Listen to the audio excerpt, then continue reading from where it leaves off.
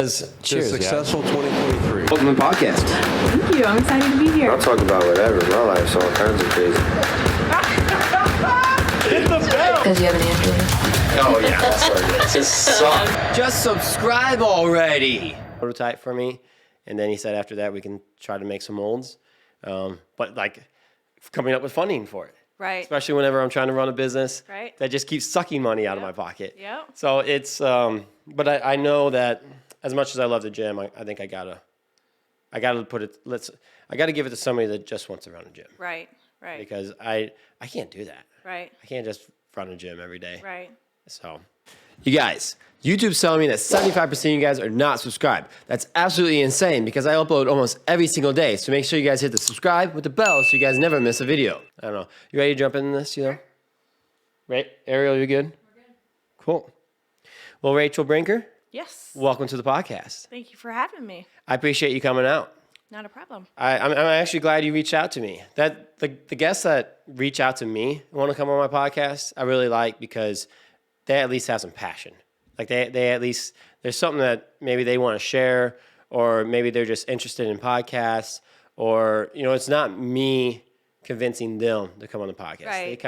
They kind of have a little interest in it already. And you said your son, Yes. is it, so you said your son is 11 years old? Yes. And he's getting to the point now where he's interested in making some content as well. Yes. But you said it's more, maybe not so much podcast, but just like streaming video games. Right. Right. Which is a big thing nowadays. Yes, it is. It is really big. Do you know who Gary Vee is? No, I do not. Gary Vaynerchuk. You should look into Gary Vaynerchuk, and I would say he's age appropriate. I think he is. He cusses though. That's fine. Okay, and that's the only thing not age appropriate about Gary Vee. Right. Right. But one thing Gary Vaynerchuk's really big about is doing things that make you happy. He's a businessman, but he's very big on making content, why you got to make content, why it's important in a business, but also just doing things that you want in life. And then like when you do things that you want in life, you'll find that there's almost always a way to make money in it. Right. And you know, and he started out with what's called Wine Library. His dad owned a liquor store in New York. Okay. And his mom and dad were immigrants. They came over, started this liquor store. He ran it up until he was like 35 years old. But he was running it during the day and he was making content. He was doing a podcast just himself every single night. He did like a 20-minute podcast every night. He talked about a different type of wine or something along those lines. Yeah. And he didn't even start going out on his own until he was like 35 years old. But now he's like, I think his net worth's like $165 million or something. Crazy wealthy. But I've started following him because, yeah, he's very just big on doing things that make you happy. And he just really teaches people, like, I don't know how to even explain the guy, but it's more than just do this for money. Yeah, I'll have to look at him. He's on YouTube. He's on everything. Everything. Everything. You can find him on TikTok. You can find him on YouTube, Facebook, Instagram.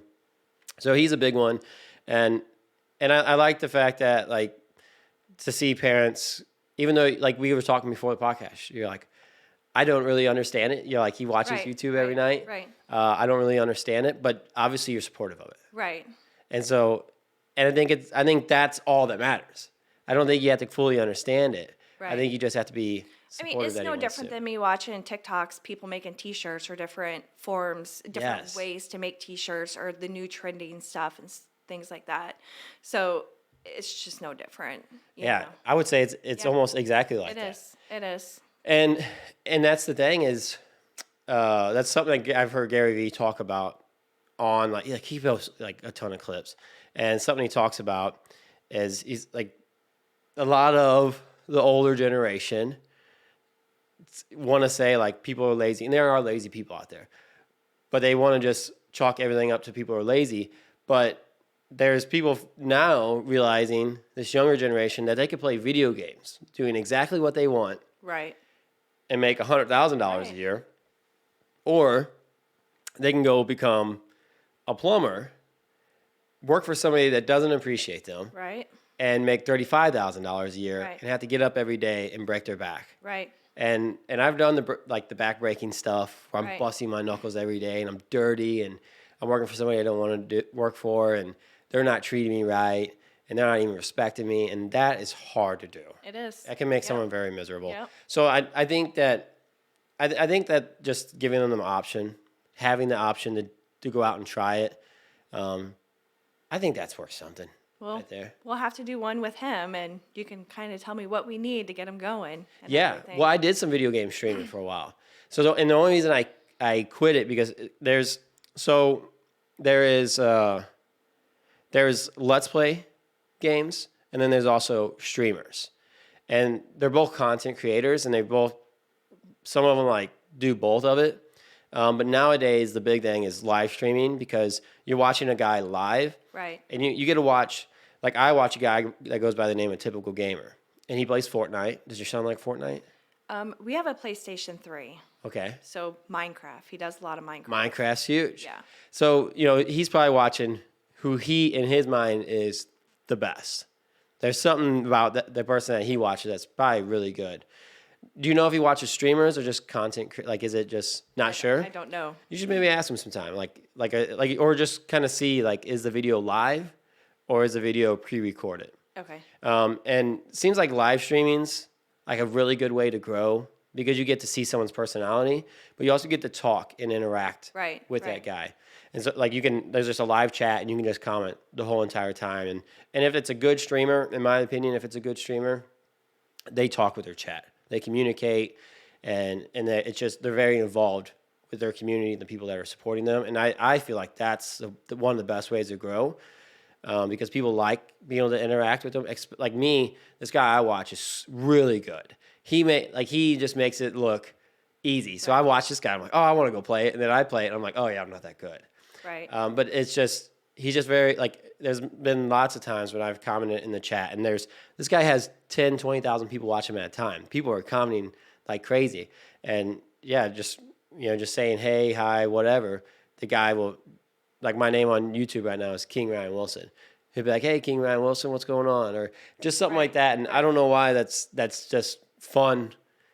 It's fun because I admire this guy so much. Right. This guy that I watch, he's a PG streamer, so no cussing at all, age appropriate for anyone, and he's just very optimistic, hardworking. This guy streams every single day. He's just a very nice guy. He's not one of the I've watched some gamers that they just get upset. They're upset all the time. They don't appreciate what they got. Right. But this guy, it's almost like I've met someone that I've never met before because I watch him so much and I got to know his personality. And it's like that's the exact kind of people I like in my life. Right. So that's a and I think that's a big reason why people are starting to fall towards YouTube versus just normal TV because you get to see these personalities people have, and you kind of like if you say someone that has no friends, they find someone on YouTube that is exactly like them, and they just start watching them, and it's kind of like a comfortable place for them to go to. Right. I know some friends. I actually have one friend that he lost his mom at like a very young age. Like I think he was like 10 years old when he lost his mom, somewhere around that age, and he watches a streamer. He's big in the video games as well. But he watches a streamer that guy also lost his mom at the same time. So it must get brought up in conversation. Right. And like it's his favorite streamer. He wears his T-shirts. I've seen the guy.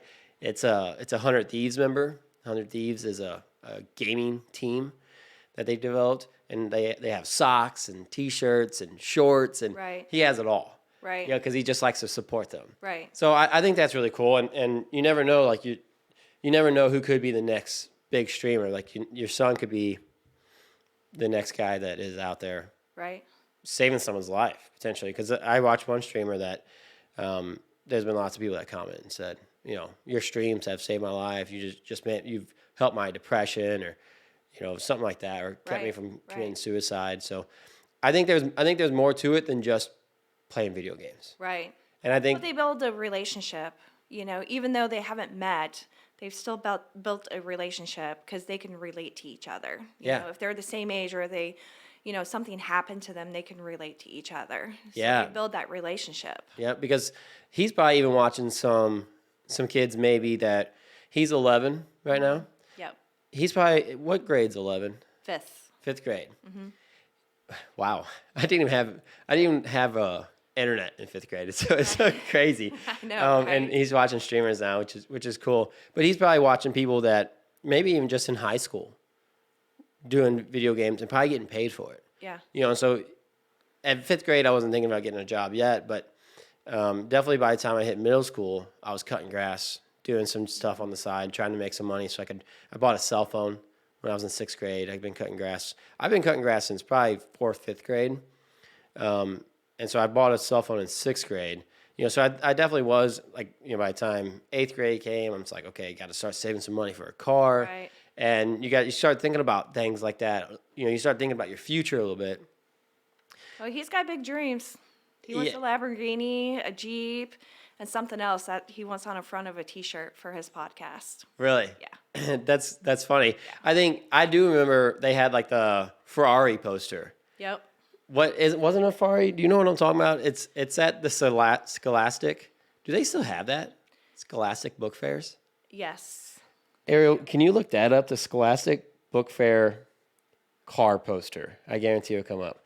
I think it was like a Ferrari. I don't remember seeing that. The people watching this podcast will definitely know. If you guys are listening, do you guys remember this poster? It was like the poster for everybody bought. And it might have been a Lamborghini. Yeah. But I think it's healthy to dream big like that. Yeah. I think so. But I do think that there's a lot of people that want to make $1 million, but don't have a plan how to get there. Right. But I do think the content creators.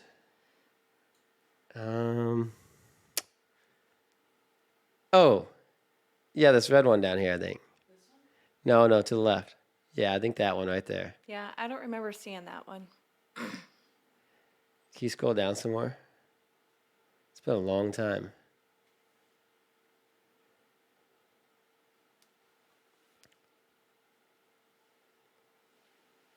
Do they still have these in school? I don't know if they're called Scholastic or not, but I know Herman has a book fair every year in the springtime. They just had one probably about a month ago, I guess. Those are so cool in school, especially for a fifth grader. I don't even know if they do those once a month they send home those book orders to order. I don't know if they still do those either. A book order? I don't remember that. Yeah, it's where you can order books and you get it once a month. Like is it like a rental? No, you just buy the book. Yeah, I don't think I had that. Really? Interesting. Was it a Scholastic thing? I think so. It was. Mm-hmm. Nowadays, with ebooks and everything like that, you can just get everything on a tablet. Right. I don't think as many people are buying the Hardcover actual books. Yeah. But I don't. You ever read an ebook before? I have documentaries. I don't like reading. No. I just like reading real life stuff. I don't like to read fiction. Yeah. I don't like reading that kind of stuff. No, me neither. So when you read a book, what kind of book you go to? It's more like a documentary. For me personally. Like it's history? Yes, history or about somebody, things like that. Okay. I don't like the romance. No, me neither. Yeah. I can't get into them. I get why people get into them because it's like an escape. It's fun. Right. But yeah, I can't get into it. I'm more like self-help books. Those are Right. for some reason I've Right. always loved those kind of books. I want to learn something whenever I read it. I don't. Yep. I don't want to read about a fantasy or anything like that. I need to learn something out of that book. Mm-hmm. But would you say history is like a big one for you? Yeah, I think so. Because I've read books, about people, about their history. So yeah, history. I've never been able to get into history. Really? For some reason, I understand it. I understand the highlights in history, but the older I get, the more I start to pay attention to it, and the more important I start to. I think as a kid, just growing up, I was just kind of what's the importance of learning this kind of stuff? Right. I didn't really realize, and then the older I get, now some of the stuff is, now I'm starting to realize oh, okay, Right. this is the world we live in, and it's important to remember some of this stuff. I was just watching one on Hitler the other day, and It was like one that I was just like, well, this is kind of like so far in the past that it doesn't even involve me anymore. Right. But it's a It very might interesting not one. involve us, but it does have an impact on today. Yeah. If that makes sense. Yeah, it certainly does. And there's definitely, like, learning history is definitely important because if not, we're doomed to repeat it. Right. Right? That's the big importance in learning history. I wish I was more passionate about it because when things in the past get brought up and I'm just so bad with dates, I wish I was better with the dates. Right. I usually know like the highlights of what happened in the history, but I'm just so off at what time in history Right. they actually happened. So that's something. I mean, I have a hard time remember my own history, Sure. for my life, Sure. Sure. Well, I think, I don't know. Some people are just good at it. Some people are just really passionate about it. I got my friend Clayton. He's really big into history. So it's like, whenever stuff like that gets brought up, it's always fun to just hear him ramble about it because I just get to learn. And it's easier for me to listen to someone talk about it than it is for me to try to sit down and read it. Right. Because for me, it's kind of boring. Right. It's kind of boring. I'll watch it. I can watch a YouTube video on it though. So I don't know. Maybe that's how I need to start learning, is just watching YouTube Right. videos on it. Right. So let's talk about your business. Okay. ARB Signs. Yes. Now that stands for Andrew Rachel Brinker. Yes. That's what it's for. Yep. I assume that's what it was, but I wanted to kind of wait for the podcast to even Yeah. see if that's what it was. Yeah. So you and your husband started it? Andrew's your No, husband. actually, I started it. Okay. I started it in September of 2017. I was actually working full time doing accounting for a company out of Washington. But my husband and I were trying to have another child, and I wanted to stay home after the baby was born. And I knew I had to bring some kind of income into the house. And he had actually bought me a Cameo for my birthday that year. And I was like, I'll just start a business, because I'm a very giving person. So the reason he got me the Cameo, because I wanted to make wood frame signs like for wedding presents and stuff, or for birthdays and stuff like that. My husband and I had to do IVF to get our 4-year-old. So we got pregnant pretty quick. I got laid off in April of 2018 from my job, and I was like 7-8 months pregnant. So I had him 4 weeks early, and then in August, again for my birthday, I told him, I said, I have this business, I need to get it going. And so he bought me a table saw so I can cut my wood frame signs. So the Cameo, sorry to cut you off here. That is a vinyl cutter. It Oh, cuts vinyl. So were you going to put the vinyl on the wood? Or I can make stencils out of my vinyl so I can paint it on there and just take the stencil off whenever I got done painting it. Gotcha. So I started in my basement too. So we started making the wood frame signs. I used to do the craft shows, like Rosebud Treasure Day just had their event. So that would be something that I would go and have a booth and sell my stuff. And with me working for an accounting company, I know what you need to do to have a business, like your business license, your county license, the sales tax, and all that stuff. So I became very legal in the very beginning because I knew I wanted to probably turn this into a full-time business.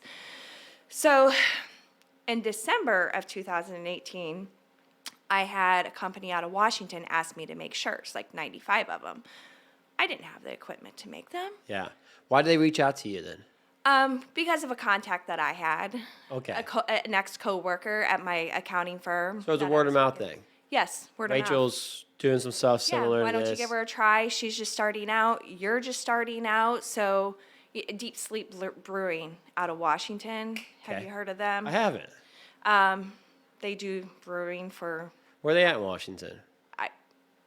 out Not sure anymore. of his home. Oh, really? Because he's a full-time anesthesiologist. So Deep Sleep Yeah. Brewing. Okay. Yeah, so I started with him. Luckily, I had a mentor for my screen printing.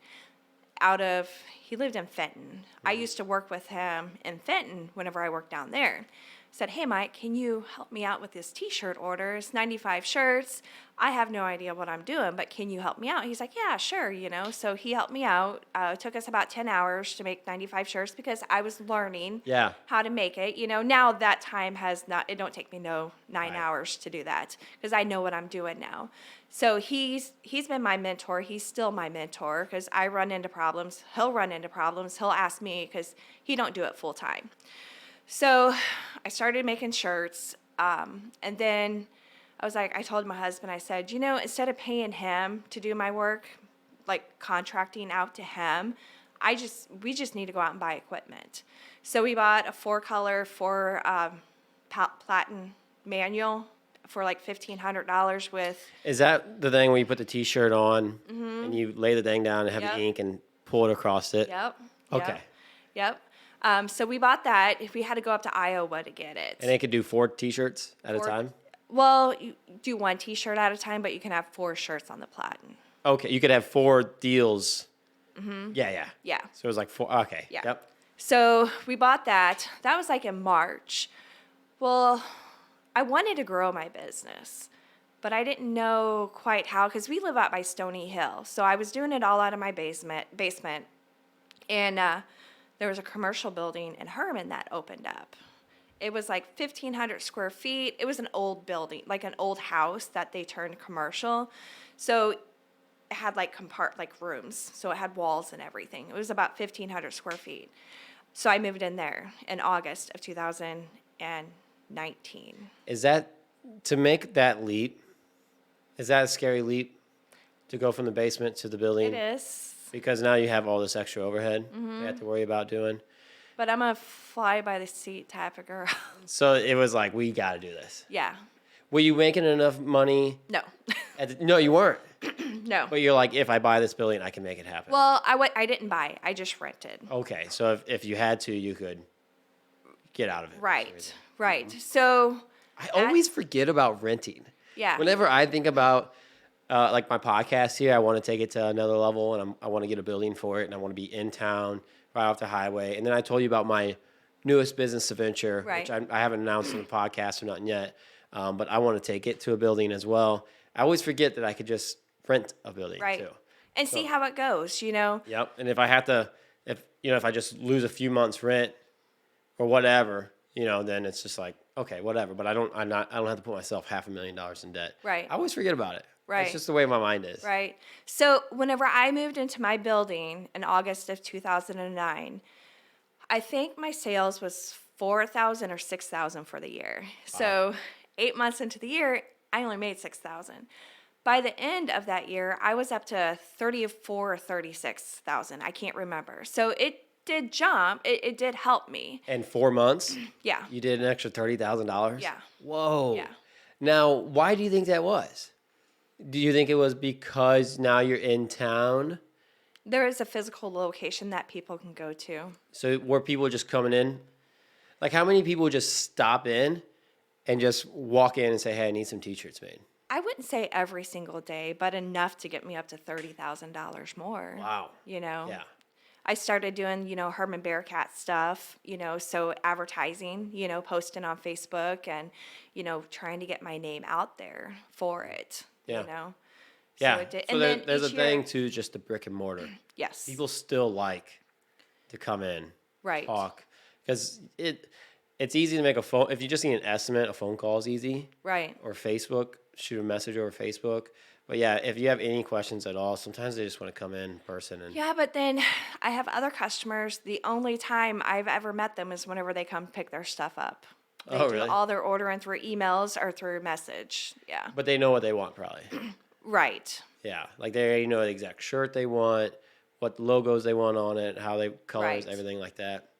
Yeah, I guess for a first time customer, I think it would make more, because like when you're doing this for the first time as a consumer, like me coming in to get a shirt, I don't know what kind of shirt to get. Right. So I'm Right. like, just whatever. I know a couple brand T-shirt names, but there's so many different T-shirts, and there's a lot more to there it is. than just. I've had Gildans made, which I'm not a fan of, and I've had Like Bella Canvas is one that Right. I've noticed that I'd like more than that. But I know there's better T-shirts out there than that too. Right. This company here this is Tough Wraps. They're out of Tampa, Florida, but they have a United States and a Europe branch, and they make all their own T-shirts. These T-shirts are awesome. They got a perfect link to them. They're kind of fitted. They're not like heavy. They fit good on the arms. I love these T-shirts, but they don't have a name on it. Like Gotcha. they're Tough Wraps brand. Right. But how does that happen? Like, because they're still buying it from somebody else, Right. right? They're buying They've just taken the tag out and put their own brand in it. How do you find out what it is? You can call them and ask them. You just be like, hey, what kind of shirt do you Yeah. use? Yeah. I don't like doing that. I feel like I don't know why. I feel like it's imposing on their business. Right. Right. To call someone and be like, hey, I really like your shirts. I want to make some of my own.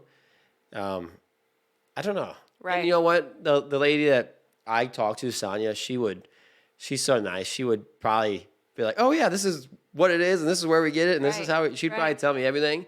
It's all just in my head that I think that Right. I can't do it. There's but some things you just don't ask. yeah, and I feel like that's kind of one of those things that like I don't know. And maybe one day if I had my own, like this new company, I maybe if I did it then, I don't know why it's so weird for me. Right. Yeah, how do you find like a T-shirt? Like, is there, because a lot, like, what are the top brands? I always see people using Gildan. I use a lot of Gildan. Uh-huh. Is that because they're affordable? They are very affordable. Yeah. Is that the big reason why?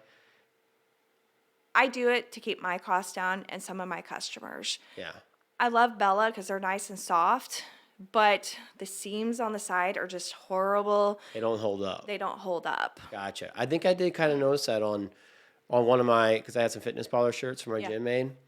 And that was, I think I did notice that they were kind of like, they kind of had some strings kind of hanging on, and I cut them. And yeah, it just kind of felt like if they was going to come apart, that's what it was. I haven't had any come apart there. But I felt like the Bella canvases didn't shrink as bad. My heavy cotton Gildan, they don't shrink as bad. Yeah. I don't feel like they do. Those are good work shirts. Right. Those are like when I was in a body shop, those are really good for working. But like in a gym, that was my first lineup was Gildan, or whatever brand, because there's all kinds of styles. Right. I don't remember what it was, but it was 100% cotton. It was like kind of stiff, thick. Right. In a gym, it's not that comfortable. You feel like you sweat more in it. You feel like you can't move around as much in it. So I went away from that, and I went with what is the big T-shirt company on Vista? Is it Vista Print? No. What's the big T-shirt company? Ink Soft, Custom Ink, maybe? Custom Ink, that's it. So I went with them because I couldn't find, I didn't know any T-shirt companies around locally that I could just go to. And honestly, when I was starting my business, I was scared to launch anything I was scared to launch on a bad foot. Right. And I've been given advice before that was not in my best interest. Whenever I went to a customer or a business, they didn't have my best interests in mind. They had how can they make the most amount of money as easy as possible and get me in and get me out. They just didn't seem like, I've had a lot of them, they just don't put the care in me like I want it. And I was like, I can't risk this because I'm starting a new business. I want to sell merch and I want to have some good stuff. And so I knew Gildan was a good brand, a big name, good brand. So I just typed in like best T-shirt company, online T-shirt company. Because if there was something wrong, I wanted to be able to complain. Right. And I was trying to do everything in advance. So I went to Custom Ink, had this T-shirt made, had a big inventory, and I will never do it again. Right. It was terrible. I ended up.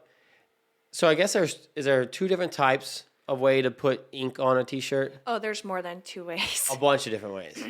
There's the actual screen printing where you're putting the ink directly onto the shirt. Is that on top of the shirt? Mm-hmm. Okay. Yeah. And then you can do screen print transfers to where you have somebody who makes the transfers, they put it on paper, then you take them and heat press it onto the shirt. Is that like a jersey, like a softball, where it's Well, you could do it. jersey I style? can do it on a t-shirt. I mean, I can do it on anything. What I'm saying though is like how how you can kind of feel the letters, how they always crack. So, like this bag. Okay. That's a screen print transfer. Okay. No, that don't feel like.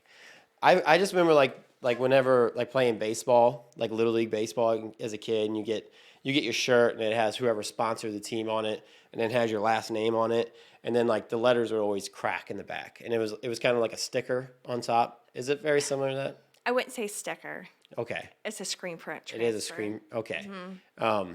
And that's how I make my jerseys because I just did Herman Little League. I had over 200 names. I can't make a screen for every single name. Sure. So I just order it from a different company. And it is a screen, like it does use ink. So they make all the names and I just press the names on there. Yeah. Well, I think it's important for people to know, which I'm sure there's plenty of places out there, but I didn't know. That's what they did with my first T-shirts, I believe. I don't know. I don't know what they did, but it was like the ink was on top and it cracked really bad. Now, like when it comes to little leagues, like you said, you have so many different teams that Right. do everything like that, and these kids are using them for one season, Right. And then they're done. And then by next season, they're going to outgrow them, and there's going to be a different And they're sponsor gonna for the get- team, yep. and so their shirts are kind of going to be obsolete anyway. Right.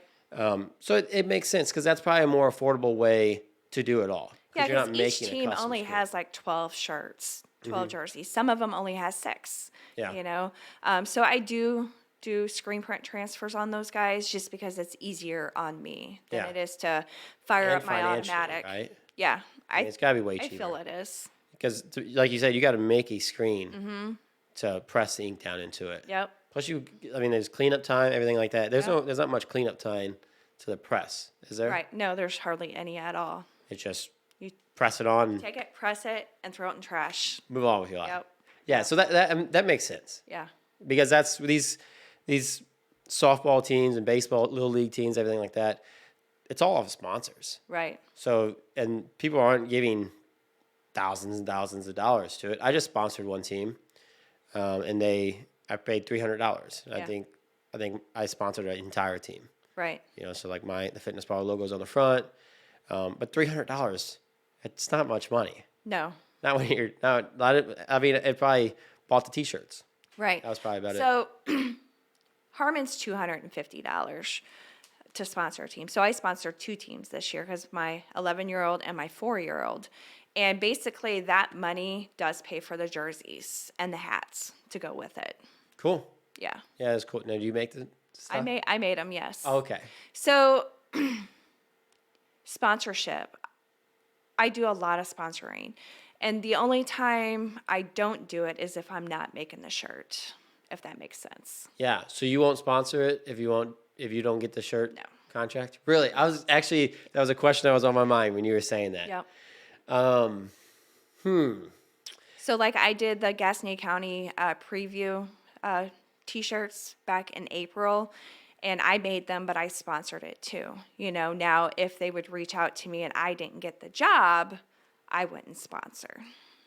Now, what about if it was like maybe something that was something larger that had like 20 different logos on the back and they're like, hey, we're looking for sponsors for this event, and you'll have like a little logo spot on it, and they're just looking for some donations for it. Would you donate to something like that even though you didn't? It depends the on what contract. it's for. Yeah. So let's say it's not in like the Herman, because you're Herman Owensville, right? Right. That's your 2 main. What if it was like someone from Washington reached out? Probably not. Really? Yeah. You like to stay local. I like to stay local. Yeah. And You'll support local, but you need. I local like to support you help as well. the kids. Yeah. If it's an event for the kids, I will help out as much as I can. That's your big passion. Yes. You want to give back to the youth as a community. Yeah. That's really cool, and you. That's what you said when you reached out to me. Like you're like I'm really passionate about giving back to the youth and helping the youth out. And you said you were doing things like you said you're making some shirts for the Special Olympics. Yes, 904 of them. 904 shirts. Yep. Wow. And That's a big order. I think there was like 17 schools up there on Friday. And I also took my press up there and pressed shirts on the spot too. Oh, really? Yeah. Holy cow. Yeah. Is that like a lot to take the machine and move it all and stuff? I have a little enclosed trailer, like a 5x8, and I just hook it up to my van and load it up and take it So up you can there. make custom shirts there? Well, it Or was somewhat? it wasn't custom. It was the design that they had for this year. So it was only that design. Okay, but so in case like the shirts you guys didn't have enough shirts, I guess. This is more for like the parents that go to Special Olympics and they didn't order it through the school. So the parents will just order a shirt with me and I press it on the spot. So the 904 shirts, is that just for the kids, or that's like including the parents, everyone? That is including the kids and their helpers because it is Special Olympics. So each child has a helper or an aide. I don't know what they call them. Yeah. They will have the aide with them. So it's for them. But the parents can't order at that time? I don't know how they do that. Sure. I don't know because they know that I'm there pressing shirts on the spot. Yeah. You'd think they would want. I see that. I think it's awesome. I think that's a great idea, especially that you have a little trailer that you can Right. go and set it all up and Right. make them there. But you think they would just have like a shirt order that they're like, hey, do you guys want a shirt now? It might be because they're trying to keep track of everything. It's just easier if I'm just there pressing on the spot type thing for them. Do you do that at any other kind of events? I do volleyball tournaments, like the Owensville volleyball tournament that they have for the 4th, 5th, 6th grade girls. I'll go to their tournament on Friday and Saturday and press shirts. I have like 10 to 15 different designs that they can pick from. And now is this is it the vinyl on top, or is it actually the ink? It's a screen print transfer. Okay, it is a screen print Yep. transfer. Gotcha. You make a lot of them while you're there? Yeah, You stay pretty busy? yeah. Really? I'm thinking, let's see, for Special Olympics, I had over 60 or 70 shirts that I sold, I think. But I also did other things that day too, like I made some tumblers, some sublimation tumblers, and Oh. sold them there too. Sure. Yeah. So who came up with that idea? Was that you or the So school? I was like, hey, we could use this. So the first year I did their shirts, I offered to go up there that year because they ordered extra shirts that year. I offered to go up there to help them, just to help with the event. Well, they sold out of the extra Was this the shirts. Special Olympics or the volleyball? Special Olympics. Gotcha. They ran out of shirts. So I was like, Missy, I can go back to my shop, get my press, get some shirts, and get the transfers for them, and I can just press them on the spot for you. And I'll do a donation back to Gaston County R1 Special Olympics. And she's like, okay, well, it went over very well. Because instead of them buying a whole bunch of extra shirts, because with inventory, sometimes you can move it, sometimes you can't. So it was just easier for me to do it this way for them. Yeah. If that makes sense. Yeah. I mean, you just do that out of the kindness of your heart? Like Yeah. you just wanted to do that? Yeah. And I did a donation back to them this year of like $400 too out of the sales. It was like 25% of my sales that I did that day. How nice. Yeah. I'm reading a book right now called The Gogiver, and I love the fact that you do that. That's so cool because I see so many people that are greedy in business and so many people that are just greedy in life, and they want more. They want more back than they put in. Right. They want to put in 40% and get 60% Right. back. And to me, that's greed. And there's nothing wrong with, you got to get paid for Right. everything you've done, Right. reciprocate it for it. But in this book called The Go-Giver that I read, and there was a gentleman by the name of Drew McCluskey that came on my podcast. He's from Rolla. Super smart kid. Man. 24 years old, but just brilliant, man. Brilliant. He's definitely going some places. He recommended The Go-Giver to me. So I bought it and I started reading it. And one of the chapters in it is something about the law of value. And basically, like, this can be, you don't have to own a business to read this book. But it helps in business and just in life, but it's give more in value than you get in payment. Right. Right. And like, that's, whenever you tell me about that, I was just thinking about this Go-Giver book, and I started just trying to pay attention, and then like that's what you were doing. Like you volunteered to go up there on your weekend. So like not only did you make the shirts, but you went up there on the weekend and you were just helping out. But then all of a sudden they need shirts, and you're like, hey, I'll just run home, get all this equipment, like it's easy, like it's some little I mean, it's machine easy that you for just me, because you understand it, and but it's a lot of work. Right. It's a lot of energy to go home, get it, grab the shirts, grab everything you need, bring it up, set it all up, start making it, deal with the people. A lot of people are like, nah, that's my Saturday. I'm not going to do that. I already made all the T-shirts for them. I put in my part.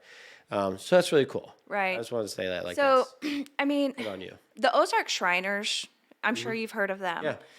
My husband, when he was born with club feet. The day he came home from the hospital, he came home in a full cast, leg cast. So club feet is So your feet are like that. They're like flat. that. So instead of being flat on the bottom. Like this is the top. They're kind of curved in like that. Okay. So when you walk, is that what it is, affect the way you walk? It can if it's not treated. Okay. So his feet, your feet are like that. Uh-huh. His feet was like that. Oh, it was on the side. Yes. So instead of your foot being flat on the ground, it was On the side. like your ankles rolled. Yeah. Okay. So he's had, whenever he was younger, he had a lot of surgeries through the Shriner Hospital in St. Louis. And so somehow I got into with the Ozark Shriners. Brad Pfeiffer, he's passed away now. Yep. Him and his wife the kids have gone to the same daycare. So kind of got in with him. So we started doing shirts for the Ozark Shriners. And I would do the shirts for like $6.50. And they would turn around and sell them for $15. And they would make that much profit. It was a way for my family to repay the Shriners for everything that they've done with my husband. Yeah. Now, our 4-year-old son was actually born with, it's a sister to the club feet. So he's had to go down to the Shriner Hospital too. He had special shoes to wear and everything. So we do Ozark Shriners apparel as well. And we donate majority of the money back to them. I was kind of doing it at cost. This year we did raise the prices up a little bit because the prices have gone up now. Yeah. So right now, I have the Ozark Shriners stuff on my website for them to buy for their passport run in June. Cool. Yeah. Oh, awesome. So you already got it prepped up. They can choose what they want, how many Yep. shirts they want, everything like that. Yep. And they just go through my website and order it. So I'm kind of interested in talking about the club foot for a second. Okay. Can we? You okay with talking about that? I don't know much about it. Well, I was just wondering, something I was going to ask was, is it a genetic thing? But it sounds like it could possibly be. I don't think it's genetic. You think it just... I think it's the way my son Freddie was positioned in my belly for Really? 8 months. just been there and it just like, yeah, how interesting. Is it a common thing to happen? Because you said he had to get lots of surgery. You said he was, when your husband came out of the hospital, he was in a cast. Yeah. Is that just to keep his feet straight? Yep. To try to get everything to get lined up in there? But then you said he still had to get surgeries later on in life. Yep. Because did it not, the bones and everything not grow the way they were supposed to? Not so much the bones, maybe the tendons and stuff. I really don't know a whole bunch about. I just know, he's 42 now, and he has, standing on his feet all day does hurt. Yeah. For us to go to the zoo, it is kind of hard. I mean, he can do it, he can power through it, but by the time we get home, his feet are hurting him. You know, it's just like the tendons, and he has no arch, so it's like a flat foot. So, I mean, other than that, I really don't know much about it. Sounds tough. Sounds very tough because doing any type of like cardio, or like you said, being on your feet all day, which for most men, they're working. Luckily, he's not on his feet all day. No. We own our own semi, so he's driving all day. Trucking. Yeah, he's trucking. Yeah, I mean, that's kind of got to find stuff like that. Yeah. That make it work best for you. Yeah. Couldn't imagine having to be something like a construction worker where you're just on your feet all day, or like working in a factory where you're just standing and walking around all day. Right. Like braces? Did he wear braces? He did whenever he was younger. Yeah. Not today anymore, though? No. Not even like if he knows he's gonna be walking all day. He will wear an ankle brace, something that you buy like at Walmart or something, and that tends to help a little bit. Same for your son then. Really, no problems with him. His was very minor Right. compared to your husband's. Yeah. So it was how did they fix it when he was born? With my son. Yeah. It wasn't until he started like crawling really good. We got shoes from them. That was more straight for him. Oh, so it was very minor. Very minor. He had no okay. surgery or anything like that. Just corrective shoes for him. Yeah, I wonder how many people have it and they don't even treat it. I don't know. Like something like a very minor one. Right. I have a friend that his was probably, I don't know, maybe he does, but he wore boots all the time. Right. And the outside of the soles on the heels especially were completely worn out because it was like he walked on the sides of his Right. feet Yeah. all the time. So Yeah. I mean, it was like he shaved them down and sanded Right. them, but the inside of his boots were just fine. But is it that way or is it which way does can it go either way for a club foot? I don't know. Would it what for your son and your husband? Would They it were go both in inward? So Yeah. that they would be walking on this on the or outside. outside. Yep. I wonder if he does have a little club foot and Yeah. just never knew it. Yeah. Because I mean, I'm telling you, I've never seen boots wear out like this before. Right. Like it's I don't know. Maybe you should look into something like that. So your son just got some insoles or some special shoes and He has able to. just special shoes. Now he's in regular shoes. We have to get the wider shoes because he's got a wide foot Sure. at the top. That's just Just normal. genetics. Yeah. Just how it is. Yeah, I got some friends like that too. Yeah. I got my friend. He has he's just a bigger guy, and he every time like a wedding or anything, he has to get like these. He has to have his own special pair of shoes. You Right. can't just everybody wants to rent a pair of shoes, and he's like, no, these aren't going to work for me. And he's like, he needs like the double wide, like super tall. Like he can't have like the shoes that like point in the front. And, yeah, tricky Yeah. for some people like that. Yeah. So, you say you're so involved with, like, the youth. What got you so involved with that? Like, where'd the passion come from there? Is that just from having two sons? Well, actually, I got more kids than two. Okay. So how many kids you got? So I have four. Okay. I have a 23-year-old daughter, Okay. a 19-year-old daughter. Both of them are out of the house. So how old were you when you had them? I was 21 and 25 Mm-hmm. because I wanted to have my kids young Sure. so that whenever I'm my age now, I They'd can be all kind of done have out of my the house. life back. But then my other two happened. Yeah. So my So how far apart are they? You said one's 11. 23 and 19, and Okay. then 11 and 4. Okay. Yeah. Well, I was just trying to think of like the age gap because I have 3 siblings as well, and then 2 sisters are I think one sister just turned 50. Yeah. So quite a bit older than me. Yeah. Like they were already done out of the house by the time I was born. So my oldest daughter, Tiana, she's 23. I'm actually a grandma. Uh-huh. I have three grandbabies. Yeah. We were actually pregnant at the same time. That's how my mom was Yeah. with my sister. Yeah.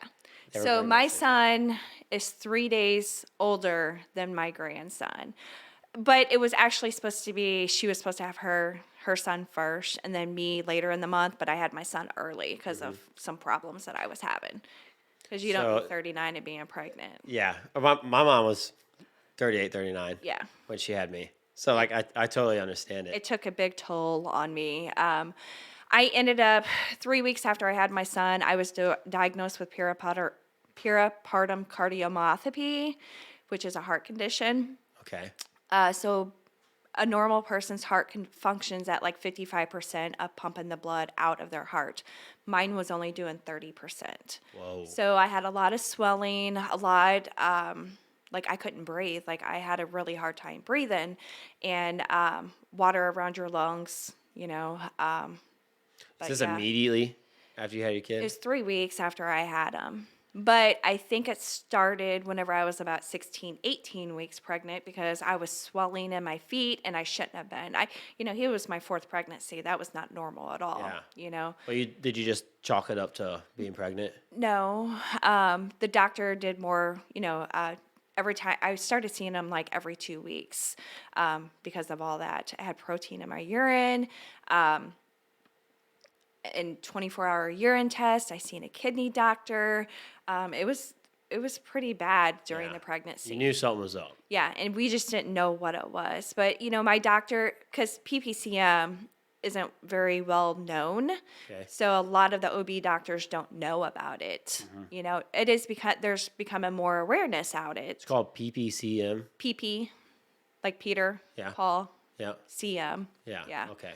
Yeah. It's not a very well-known disease. It does happen to more of the African Americans than white. But they're doing a whole bunch, they're still trying to figure it all out. Like, how do they find out? Like, you said it was 3 weeks after you had your kid. How do they figure it out? So on June 25th, it was a Sunday morning. I woke up like I couldn't breathe. Like I had a hard time. I just had a baby. It was June. I thought maybe allergies or something, We went to a family event that day. We got home Monday morning. I woke up. It was like 10 times worse. And my husband just left to go to Kansas City. Actually, he was going to pick up a load. And I called him. I said, you need to come home, take me to the emergency room. This is not right for me. Yeah. And I'm not one of those person that goes to the emergency room for anything and everything. I have to be dying. Right. Right. I would say justify the stuff. Yeah. So he took me down to Mercy, Big John's in St. Louis, because that's where I had my son. Because I didn't know if it was pregnancy related. I didn't know. Very close, right? Just 3 weeks after. Just 3 weeks so after. Definitely could have been. Yeah. So they get me in there, do an EKG. I ended up we got there like at 12. So I think by 4 o'clock, I had an echocardiogram done on my heart. And that's when they come back and said that, I have the PPCM. They did what on your heart? An echocardiogram. Okay. So it's just like an ultrasound of your heart. Whoa. Yeah. And then you said there was fluid around it? I think there was fluid around my heart.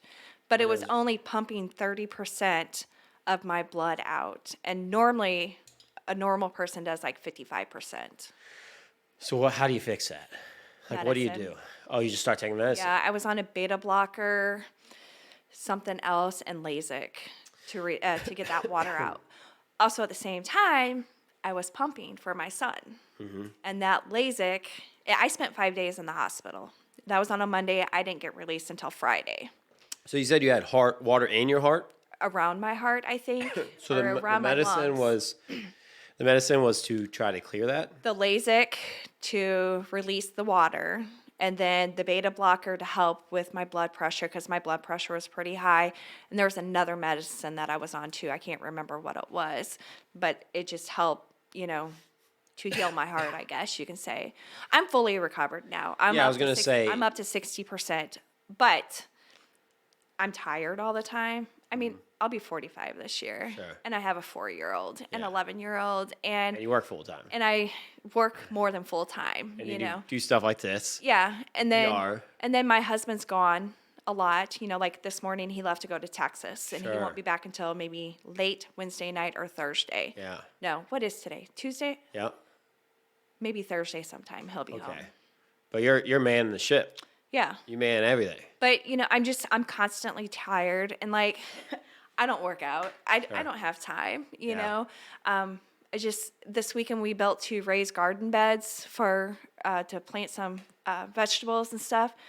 I was so wore out by the time we got done, but it needed to be done, So I'm just chalking it up. I'm getting old, and just probably my heart condition, So. Yeah, I'm sure. Probably a little bit of that.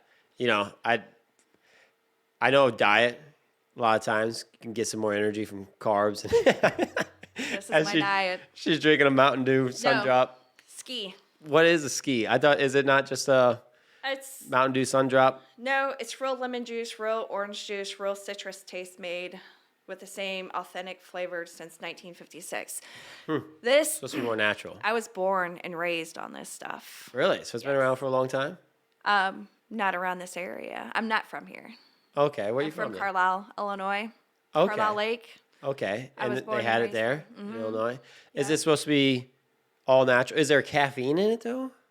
Calories, there's 290. There's 74 grams of sugar. Sodium 40%. Does it wake you up though? Or is it just like a juice? To me, it's soda. Okay. So Yeah. I Can I drink. see it, actually? Yeah, I drink 4 or 5 of those a day. Huh. Oh yeah. I'm sure it has 115 milligrams of caffeine. caffeine. Oh yeah. So quite a bit of caffeine in it. That's a pretty This good is amount of caffeine. This is my diet. I would say maybe some water in there and No, I don't drink water. no. No. I would say that probably because a lot of times when people, because I even like right now, like with everything changing, like the heat and stuff, I start to get a little more tired, and that's what I think. I'm like, I need some caffeine, but a lot of times I'm dehydrated. I just haven't drank enough Right. water. So like something this is like the time of year when I'll start carrying around a jug of water on me. But I can't sip on drinks. Right. I am chug a bottle of water. Let's get back to work kind of Yeah. guy. And so it's hard for me. That's hard to do because you just fill your stomach up with water and it's like sloshing around when Right. you're working. But I can't just carry a bottle of water and just sip out of it Right. all the time because I'm not just doing something like that. If I was sitting at a desk where I could just sip on a a jug of water or something like that, Right. yeah, I could put down a gallon Right. throughout the day, but I have to just drink 16 ounces and get moving on with my life again. Probably not Right. 16 ounces, probably 8-10 ounces at a time. But yeah, I don't know. You ever had like blood work done? See what a doctor would say? Like have like a full blood panel done? No. No, I that don't would go be the cool to do. doctors. I'm not a doctor guy either. The only time you'll see me go to the doctor is if I am very sick. I have to be very sick to go to the doctor, or something Right, has to yeah. be wrong for me to go. I should be seeing my heart doctor once a year, and I don't. I don't make time. I have to go all the way to St. Louis. I I wouldn't. don't have time. I wouldn't tell them you drink 3 or 4 things a day because they're probably gonna crap Right. when they hear that. They're Right. like, what? Because that's, probably 475, Mm-hmm. 450 milligrams of caffeine a day, which is actually, I mean, it's up there, but I wouldn't say, I would say probably at the top limit. But also, like, caffeine is one of those things you build a tolerance up to it. Right. So, like, I've been drinking it my whole life. So yeah, so it's like, know. it's just whatever. Yeah. I'll even do like for a while, which I haven't done in a long time, but I'll take times off caffeine. Like I have no tea, no coffee, no energy drinks, no pre-workout, nothing with caffeine in it, and just kind of helps reset my body. Because I get to the same point where 400 milligrams of caffeine doesn't do nothing for me. Right. So I try to take a break from it, and I don't know. Life without caffeine sucks. Right.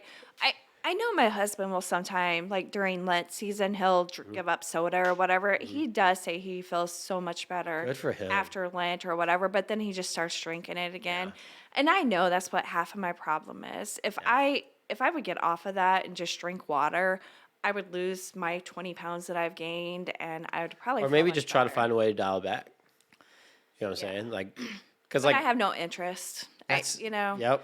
I smoke, Mm-hmm. so I have no interest in smoking. So I know if I quit smoking, I would probably feel better. Mm-hmm. But then I also worry, okay, I'm not smoking, so I'm probably going to eat more, and I don't want to gain the weight. You're going to either. pick up another bad habit. Yeah, so it's like, and I just have no desire to quit smoking or to quit drinking my soda. I'm 45. When you're ready to, Then I will. Yeah. I mean, even with my heart condition, you would think I would not smoke, but I mean, other than just like, because some of it could just be like out of practice too, right? Like just right, like this morning I got up because best way for me to start my day is a workout, and not just like for me physically, but for me mentally to come here and be like Right. ready for the Yeah. podcast and think and talk and like if I don't do something to get my blood flowing in my body in the morning, I'm like groggy, my mind's kind of foggy, and I like in the morning I just don't make enough time for me to get up and go to the gym, get a full workout in. And if I go to the gym, I'm gonna have 100 people run up to me and be like, "Hey, can you do this? Can you do this? Can you do this?" Right. And I can go in just for a workout, for a 45-minute workout, and be there for 8 hours. right, It's crazy Right. how it happens. Right. So I like this morning I got up and I did some sprints through my driveway. Just ran up the driveway, walked down, ran up it. And I just do that to kind of warm myself up. It just helps me I mean, I used to be very active. I used to play on a co-ed softball team. Yeah. But you get out of practice, right? Yeah. Like I don't do a lot of cardio. Right. And this morning I'm like, oh my gosh. Right. I'm dying right now just because I don't do a lot of cardio anymore. Right. So like that's probably part of it too, right? Like you probably I'm just out of shape. You know? you probably just if you started walking or running or got an elliptical or something like that, you'd probably get right back into it pretty quick. Yeah, but you know what? I have no desire to. Yeah, well, you like you said, you have a lot to Right. man right now. There'll be a time when your kids are older, Right. they get a little older, and you got a little more free time. You'll probably want to do it. Right. You never know. You might try it out. Right. So you got a bag of goodies for us. I do. I always love this when people bring gifts. Okay, let's move I've this actually got 2 bags, but this one is yours to keep for you. Okay, holy cow. the You bought a other- big bag of goodies. The other one is just stuff that I offer at my shop. Okay, so we got a cup here. Be happy, be kind, be fine. Sorry, I it's love it. kind of girly, but No, I love it. I didn't have a love it. guy one. I like the Alright. be happy, be kind, be fine. So that was a tumbler that I offered at Special Olympics. Oh, cool. Yeah. Yeah, I dig it. I dig it. I have a hat. I have 4 different styles of it, but it has a smiley face on it. And Yeah. it's just like people. It's funny how like people I know, they make fun of it, but people I never met in my entire life, I can go out to a restaurant. People are like, hey, I like your hat. You know, Right. it just makes me Right. smile, and I'm like, yeah, that's a big reason why I wear it. Yeah. Okay, we got a yellow shirt. So this is how I package all of my t-shirts. Okay. We fold them all. Mm-hmm. We put them in that bag and we put the size on there too. And on the back side, it depends on what we're doing. We will put my information on there. I like that. Yeah. I've never used you guys for t-shirts. Sorry. I've used your logo before. Have you really? Well, for things that you've sponsored. Did you do like a golf? I think I made a yard sign for a golf tournament. yeah. I think you guys Yeah. sponsored one of those. I need to get that. That's coming up soon. I hope I'm not too late for that. Is that It was for the city of Owensville who I did it for. So I don't know what golf tournament it was for. It's a golf event. Let me look it up real quick because I Is that gotta. the Ozark Shrine one that you did? Do you It remember? might be. That might be what it is. The people have kind of got to the point now where they'll just send me a message. Well, this one's OHS Boys Basketball Golf Tournament. Boys Basketball Golf Tournament donation. Says that maybe what it could have been. Well, I know City of Owensville, the yard signs that they have, they just keep on reusing them every year. If they don't have it, then I make it for them. Okay. Well, usually that's how it's been working. I try to get involved in all sports, and like what's crazy is like I was never into any sports. I was a skateboarder. I mean, actually, as a very young kid, I was into every sport. Yeah. Basketball, baseball, football. There was NASCAR. There was not a single. I played soccer. There was not a sport I wasn't into. The older I got, the more I realized like there was like it was. I wasn't competing against the people on the team. Like I didn't like going to a sport and feeling like I was competing against my own teammates. It Right. shouldn't be like that. But that's how it was a lot. I didn't feel like the teamwork just didn't feel like it was there for me. Right. And a lot of it kind of just pushed me away. And that's where I started falling into things like skateboarding and bodybuilding and bike riding and running and walking, just things that I could do on my own because I'm at competition with myself. Right. And I like to go at my own pace on everything. Like I'll cheer someone else on that's trying something else, but I'm competing against myself the whole entire way. And it took me years to figure it out. But yeah, I'm not a big advocate on any, but I like seeing kids active. Right. I do love seeing kids active. And I think if you really enjoy baseball and that's what you love to do, I'm all about supporting it.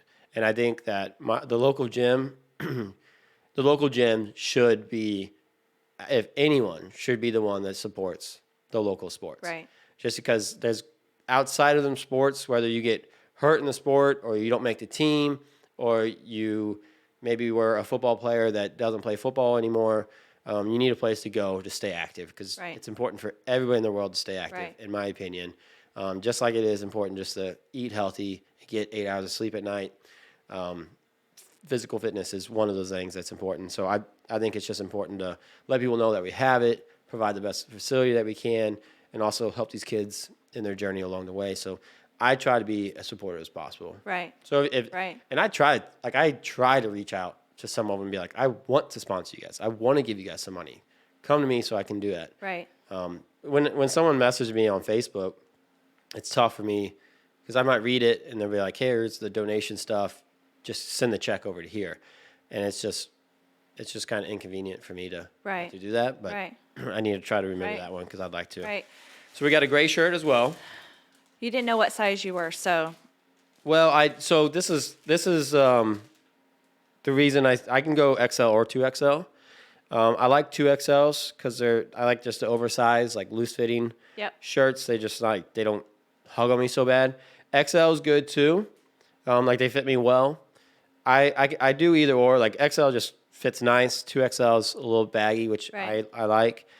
And it depends on the shirt, right? Because like depending on the brand. That one looks huge for you. This one does? Mm-hmm. Yeah, but it probably shrinks a little bit too. That's Jersey brand. I don't use Jersey a whole bunch. I had to use it for something. I don't remember. So those were just like extra shirts that I had at my shop this morning. Because I thought last night on the way home, I was like, crap, I didn't make anything for tomorrow morning. So I got to hurry up and go to the shop and make stuff this morning. And that's all I had in stock, and that's why those are those colors, I like that's them. what I had in stock. I like them. So I don't use Jersey. I use Gildan or Bella the most. Yeah. Those are the two brands that I use a lot. Those are the two brands that I see a lot. Yeah. I would like to find out what shirt this is. It might be a next level. It doesn't have they put their own tag on it. Yeah. And it has nothing on the back here. Yeah. They just have like the sticker. Like it doesn't have the tag. It just has a sticker on it, which I'm pretty sure they put on it themselves. And it tells you what the shirt is made out of. Right. But it's interesting how like this one says 50 cotton, 50 polyester, but I can see shirts, like I've seen shirts that say that, but somehow they still fit different. Right. Like it feels like they still feel different. Yep. I don't understand how that works like that. Bella Canvas, they're really bad about sticking to you too, being clingy. I don't know if you've noticed that or not. I've noticed that. I just kind of, especially like in the winter when it's really dry. Yeah. Everything's like your skin's dry, the air's really dry, real staticky. Sometimes I just put on some lotion and usually kind of fixes that. But they're just so nice and soft. I think that, because Gildan has a soft style too, right? Yeah, but like my husband, he wears a large. I've made him a soft style shirt. It shrinks to where he has to wear an extra large. Mm-hmm. So I try not to offer to my soft styles. Now I do bleach shirts where I bleach them and put a design on them, and I use the Gildan soft styles, the Heather ones. Yeah. I've done all three. The Gildan 100% cotton, the Gildan soft style, and the Bella Canvas. I do enjoy the Bella Canvas the most. But you might like Next Level. Yeah, I think I might try them out. It sucks trying a new shirt out because if it doesn't work out, I'm selling the shirts. Right. So it sucks when you sell a shirt and you're not fully the happy good thing with it. is you come to my shop, I can give you a sample and you can try it out. I really need to try it for like a long time. Right. I need to just buy one of the shirts and just wear it and see what it feels like. So like, just because you might like, oh, it feels nice. Right. And then you need to wash it, see what it shrinks, Yep. see how it fits, just see if it's comfortable, see if it's thick. I'm picky with shirts. I think I'm picky with everything. Right. I just nitpick the little stuff on it. And not that I'm like, I don't try to hate on anything. Right. But I try to I kind of know what I like.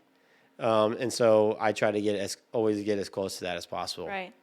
I have like this weird thing about like I know exactly like how I sleep at night, like how I'm very comfortable. So I got to have like certain sheets, certain blankets, the house has to be a certain temperature. Right. Because I used to just sleep with whatever blanket, whatever pillows. I could do two, I could do one pillow, I could have a cotton or a silk or whatever. And some nights I slept better. And then I just started paying attention to, well, this night I slept better like this with this pillow and this sheet and all this, and I kind of started figuring it out. And now I've like tuned it in so much that I'm just very, very picky. I'm like that with my diet. Right. I'm like that with just with my exercise. Like I know, like I said, like I gotta go outside and I gotta just exercise in some way to get some blood moving. Because if not, I'm not thinking right, and I'm just very critical, but also I think that's how I grow so much. Right. That's how I keep tweaking things. Right. Okay, let's see what else we got. Ooh, I love this one. Back to Blue coffee mug. It's just extra stuff that I had made up that I hasn't sold yet. So Well, I appreciate you giving it to me. I love it. I love this one. This is a very cool one. I'm very big in the backing the blue, and that like I don't know. I just think that I don't think they get enough. no, they don't. The cops don't get enough No.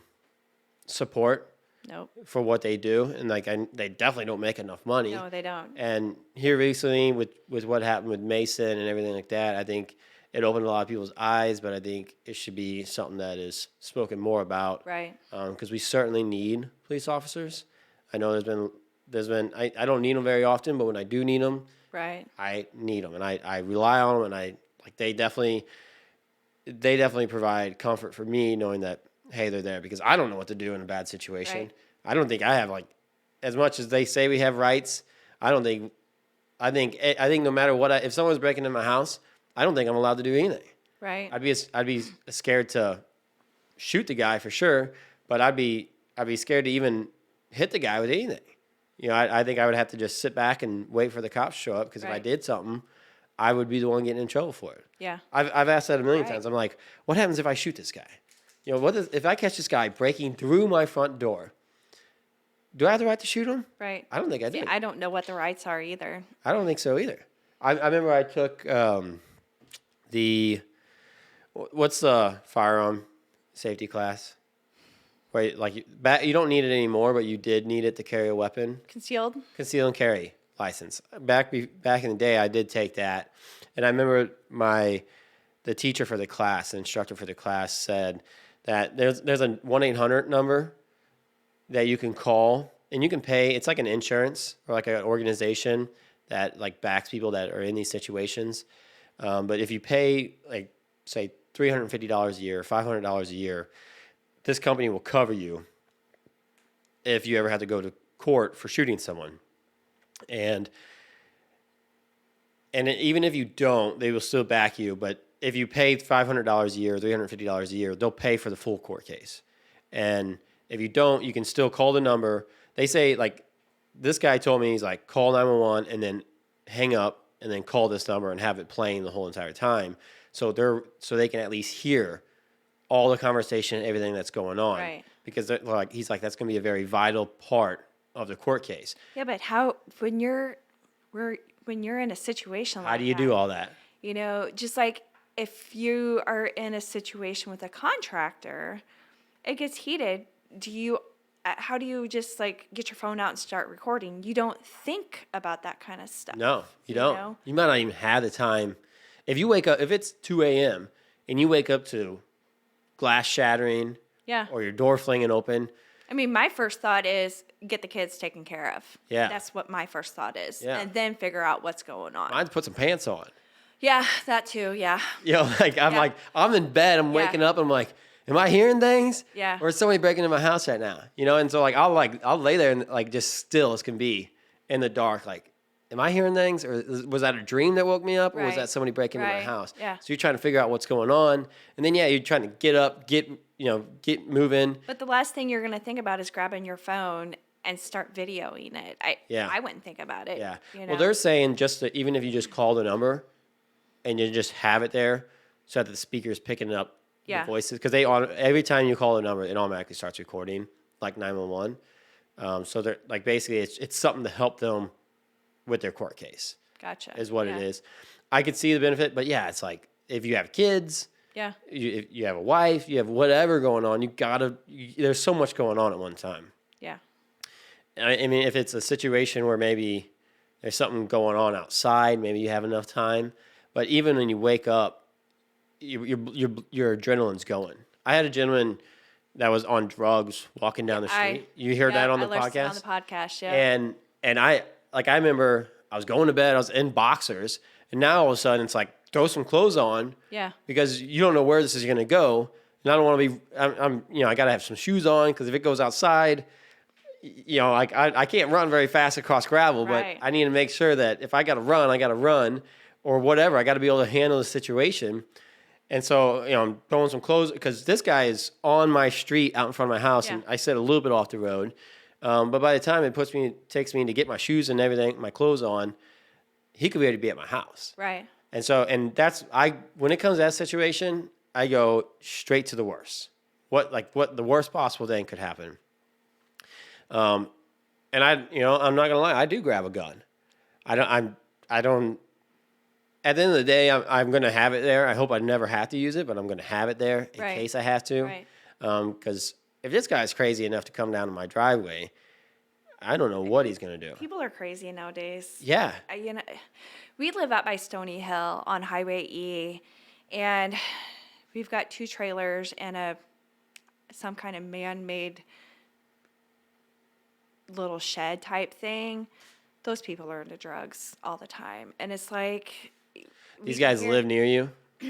they live across we got about 5 acres at home, so they live on the other side, on the west side of our property. But we will hear them yelling and screaming at each other in the summertime, and it's just, we got people coming and going from there all the time. And we have to lock everything because Yeah. we don't. Since that night here, I used to keep my keys in my ignition at Yeah. night, and now I had to like, a lot of times I'll come inside, I'm like, got my Gotta go get my keys, keys. gotta go back outside, but I start locking my shop up. Yep. I make sure everything's locked. I mean, and it sucks that you have to do that. Yeah. It We sucks shouldn't you have to. We just built my husband a big old shop, like a 60 by 80 shop for his semi, and we make sure it's locked. We never leave it unlocked at all. It's definitely like an uneasy just feeling. Like out here, if you lived in the city where you're Yeah. house on house on house on house, I get it. Yeah. There's so many people around you. They're Yeah. checking your stuff out all the I time. used to live in Owensville. They're on Franklin Avenue, right by Save-A-Lot. Mm-hmm.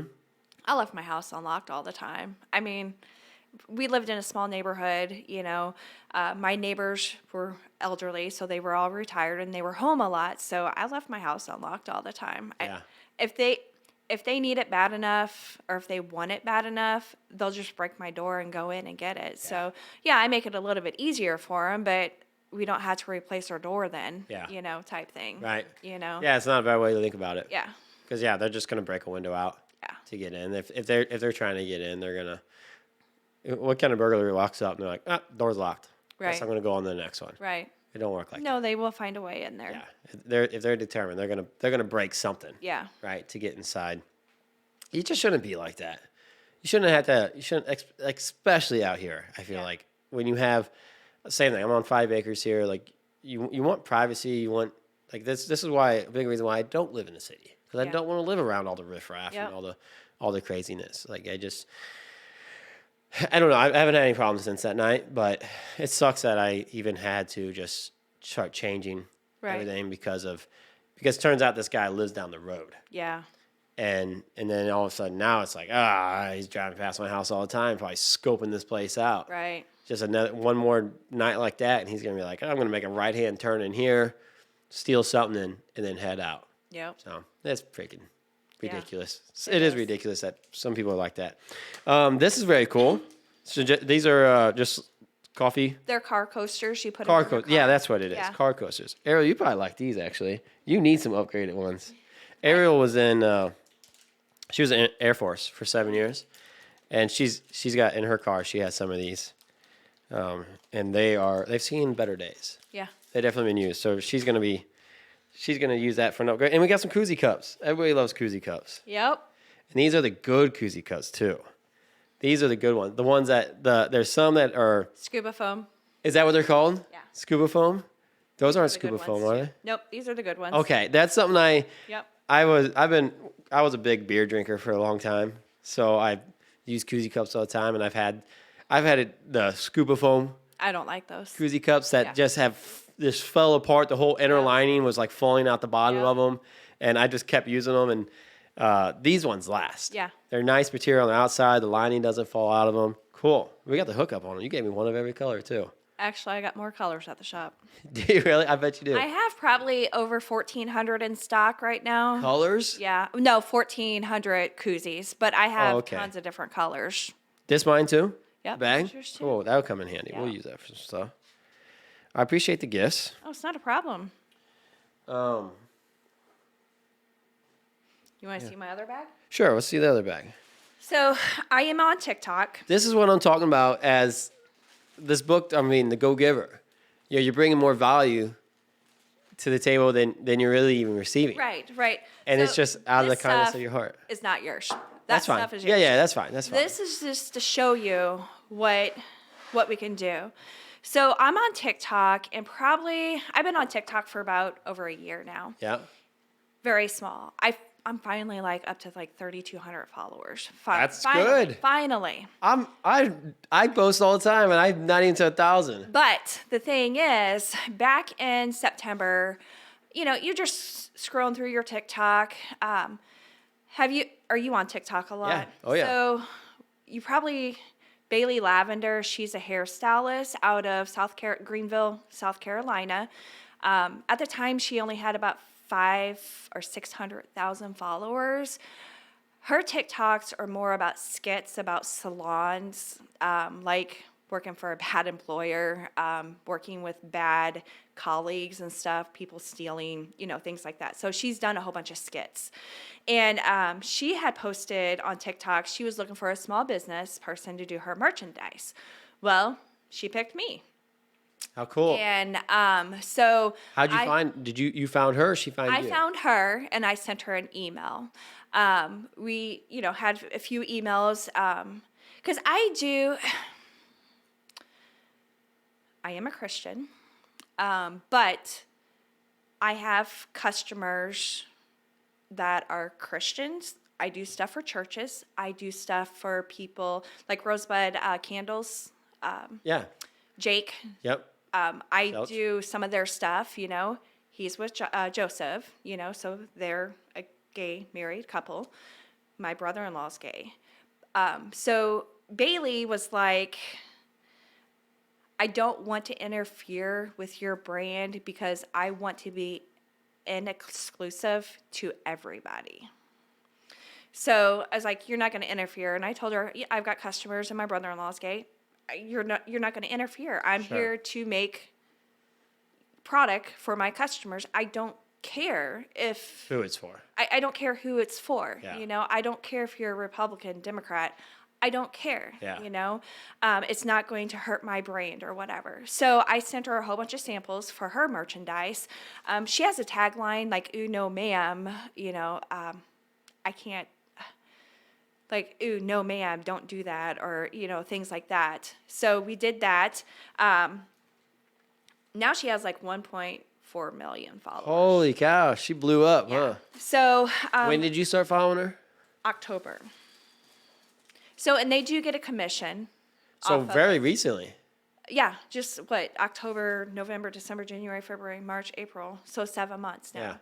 Yeah. So I do her merchandise now. It's all on my website. What was her name again? Bailey what? Lavender. Lavender, okay. Yeah. So she will do a story or she'll make a post. My merch is in my bio. Go to my link and order it, and it takes it directly to my website. So I was thinking maybe that would help my sales with my online sales, like for my finished tees, like how a boutique does like a single shirt or whatever. Mm-hmm. That hasn't happened, but that's fine. She brings in a lot of sales or whatever. I'm trying to find that particular one. Like I do stickers. So okay, sure. So, and she does get a commission off of this stuff. So once a month I do a payout, but like I do magnets for her. So how's that work? How's it work? You make it and sell it on your website, or is there an affiliate link on her website that? It's affiliated link. So like she has Linktree, I think, and you can click on her merch and it goes straight to my website. So I get all the orders, I process it, and I ship it out to her customers because the customers are paying for their shipping too. So, but like, here's another tagline she does. Have the day you deserve. Cool. I've heard that one before. So like this is a mouse pad. Bailey Lavender. Nothing. Sorry if Bailey listens to this podcast, but it kind of sounds like a stripper name. Just the lavender part of it. Right. So I do pot holders too. Is the piece thing hers too? Yep. So cool. the piece hand sign actually is a left chest print, and then have the day you deserve is on the back. Okay. Of a shirt. Yeah, I see. Of a shirt, yeah. Yeah. So like I do license plates too, as well. Love it. And then I actually do another TikTok merchandise too, as Let me see well. This one. This is just a bag. You make for- Makeup pencil bag Okay. is what I kind of call it Sure. to be. So whenever you reached out to her, did she have? Was she like, "Hey, I'm wanting some of this stuff made"? She was just wanting to do t-shirts. And it's like, hey, we can do all this other stuff, Yeah. you know, so that it's a wide variety of price range, you know. Like this sticker, I think is like $3 on my website. So that, or maybe it's $6. I can't remember. Maybe I can't remember. But so like if somebody who can't afford a $25 t-shirt, they can afford a $3 sticker and still support her. Yeah, just slap it on top of the laptop or whatever. Yeah, whatever they you want. know. Maybe their drink cup like this. Slap it on the backside Yeah, of it. I do tumblers for them too. Oh, cool. So it's I do a wide variety of different things, but it's like, Bailey, I can do all of this stuff for you. Yeah. You know, so it's just not t-shirts, you know. I want to stand out from my competitors. I want to offer more and do better, if that makes sense. Yeah. So each time Yeah, hell somebody yeah, it orders does. and I make it on the spot, and this is how I package them. Mm-hmm. Everything is packaged with my information on That's there. huge, I think. So I actually got another TikTok creator website because of Bailey, Madison Humphrey. She does skits too. You're just gonna have to look her up. Okay. I I'll don't look her know up right how now. to explain what she does. Okay. This will be interesting. Like, she does, what is her tagline? Her tagline is correct. But I do embroidery work for her apparel. She popped up.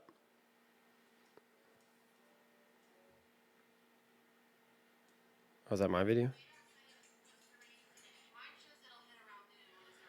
This girl? Yes. It's hard to explain what she does, what skits she does. She does like property management. Okay. Just random skits too. Yeah. It looks like, does she do property management by day though? I don't, no. She went to school for acting, news production, I believe. I just got her like in February, I think. Holy cow. Yeah, she got a lot of Yeah, we went live with her merchandise that weekend. All that stuff happened in Herman with the police officers. Oh, wow. So I got hit with a whole bunch of her merchandise and then Back the Blue. Because normally on my merchandise for something like this, I like the 3 to 5 day turnaround time. Because I do have to order my apparel in. I don't have a whole bunch of stock, so I have to order it in. So 3 to 5 days gives me enough time to get everything done and get it shipped out. Yeah. But all of that happened, and I offered the Back the Blue merchandise, and it put me behind on their merchandise. And I was upfront with them. I called them, said, this is what's going on. I generated Back the Blue merchandise, and I have to take care of my community. My community comes first before your merchandise.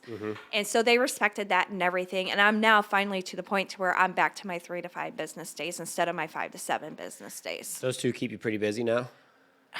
It's a hit and miss. Yeah. April, it was not because I was still trying to get caught up in everything, so they didn't post their merchandise all the time.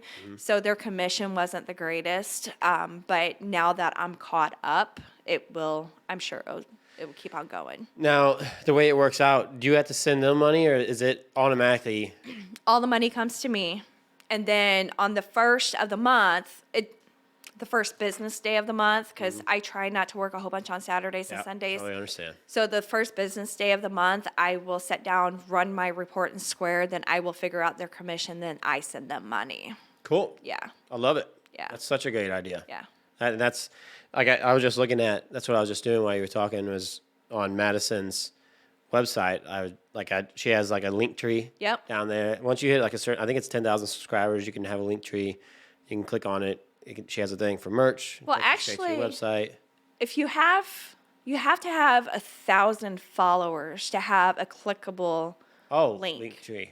Yes. Oh, okay. I thought it was 10,000. No, Just because I have a clickable link on my TikTok. Oh, okay. Yeah. Cool. Yeah. Yeah. Well, that's pretty achievable. Yeah, then. so I have my link in my TikTok. Yeah. Too. And that makes their life so much easier. Yeah. 'Cause now- They don't have to do anything. All they have to do is market their merchandise. Yeah. You know, I do a little bit of market. Like today, I'm doing a little bit of marketing if this is in the podcast, but you know, it's up to them to do their own marketing. You know, if I want to gain more followers, sometimes I'll do a giveaway for their merchandise. You know, you have to do this, this, and this, and to be entered into the giveaway. I think that's how probably most influencers do it. Yeah. Most content creators do it. Yeah. They're not making their own merch. Right. They're working with a company that makes the merch for them and can ship it out. Yeah. And the fact that you kind of have a way to make it work is cool because there's not a lot of companies around here that could do something like that. No.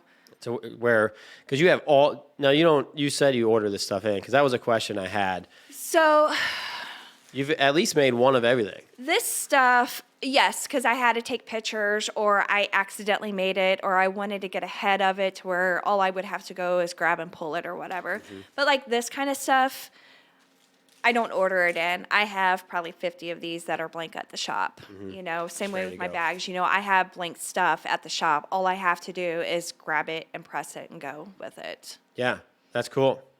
That's honestly amazing. Do you do all your website work too? Like, because I've seen like on the link tree, it linked over to your website, and then you have obviously a section on your website just for Madison. Yes. So It's 2 pages full of Yeah. merch. yeah, so I upload everything to my website. Yeah. You do all the maintenance, everything. Well, I really don't do a whole bunch of maintenance. Well, I'm saying like when it comes, that's part of the maintenance. I think like if you're going to add a product to it, you're the one that goes and does Yes. it. You don't pay like a SEO company of some kind. No, I do pay somebody $600 a year to host my website as a server type thing, and I actually got 2 websites too. The other one's my wholesale, but I don't use that one. That one's more for like screen print transfers to other T-shirt makers can buy from me, but I'm kind of getting out of that. I'm kind of phasing that out because I'm actually moving my shop back home. Yeah. In July. What was the reasoning there? Don't want to pay $1,200 a month in rent. Oh, okay. Yeah. So how long you been in your building then? So I moved into my commercial building in August 2019. In October of 2020, I already outgrew my building that I had. So I moved into a new building in January of 21. Wow. Yeah. So I went from like 1,500 square feet to about 2,200 square feet. So then how are you going to take everything back to your house? Well, my basement. Uh-huh. I'm going to move it into my basement, which I will lose about 1,000 square feet. But we are going to build me a shop Okay. on my property. So that's your plan. Yeah. You're going to build a shop on the property. Instead of paying the $1,200 a month rent Yeah. in town for somebody else where it's just going in their pocket, it makes sense. Yeah. So you're just taking it, moving back to your house for a little bit. You're going to be cramped for a little bit. Yep. But you're going to build a shop where you can just walk right out of your house, walk over to the shop, do it. You don't have to drive into town all Yep. the time. Well, actually, I will still have to drive into town for my boy. One of my boys go to Mighty Kingdom Academy. It's a Christian private school, Okay. and it's actually 4 doors from my shop. So I'll have to take him to and from because they don't have bus But not for service. work. Not for work. You're not right. going to be going in for work. No, I'll have to go into town to make deliveries and stuff, but I'm already going to town twice a day, so I will just take my shirts into town. Okay. For So delivery. these two on Madison and Bailey, they're just added clients to it. They're what? Just added clients to your portfolio. Yeah. You still do a lot. Yeah. For locally. Yeah, I do a lot of local businesses. I pretty well do everything for the Herman School District, like the sports and stuff. I will do stuff for the district office, like Christmas presents, things like that for the staff as well. You stay pretty busy then, huh? I do. Because you're doing TikTok. But I don't post every day. No. I'm not a content creator. Like, Sure. I don't know what kind of content to create, and it takes Dude, time. me neither. I have no clue. Who ever. has time and to get your job done? Yeah. I don't, Yeah. So, but my TikTok, I also have personal stuff on there too, Mm-hmm. because I don't know what to create, Yeah. So hard. And Unless you're a naturally funny comedic person, right. I feel like it's so hard to make content. Yeah. So, and I don't want to say I'm a gatekeeper on my information, but I worked really hard to get my business to where it is and doing a lot of research and a lot of trials and errors. So I don't want to tell TikTok all my secrets. Yeah. If that makes sense, Yeah, because it could be a competition. Yes. Also. Yes. So like my wholesale side of my business, I sell screen print transfers, piece of papers that has the print on it, so other t-shirt makers can just buy them and press shirts. Like a lot of boutiques are, they work out of their homes and they just do it for their family and friends. Like I don't want to tell them all my information where I get on that. And I won't sell to somebody who lives within an hour from me. Gotcha. Because I offer it on my retail side. Yeah. As a finished item. So why would I create competition for yourself? Yeah, right. Yeah, that totally makes sense. Right. That's the cool thing about it is you can sell to the world. Right. That's what I want to be able to do. I want to have a product where I can just sell to the whole entire world, not limited to my one community. Yeah, and I just don't have time. If I would market it every single day, I could make a good living out of it. But my retail, so like I call them retail and wholesale. Like my retail is like my local businesses, things like that. Even though I'm selling at wholesale, that is keeping me busy enough that I don't have time, and that I'm not making money right now. It's just inventory that's just sitting there. I probably have a good $7,000-8,000 in inventory sitting there.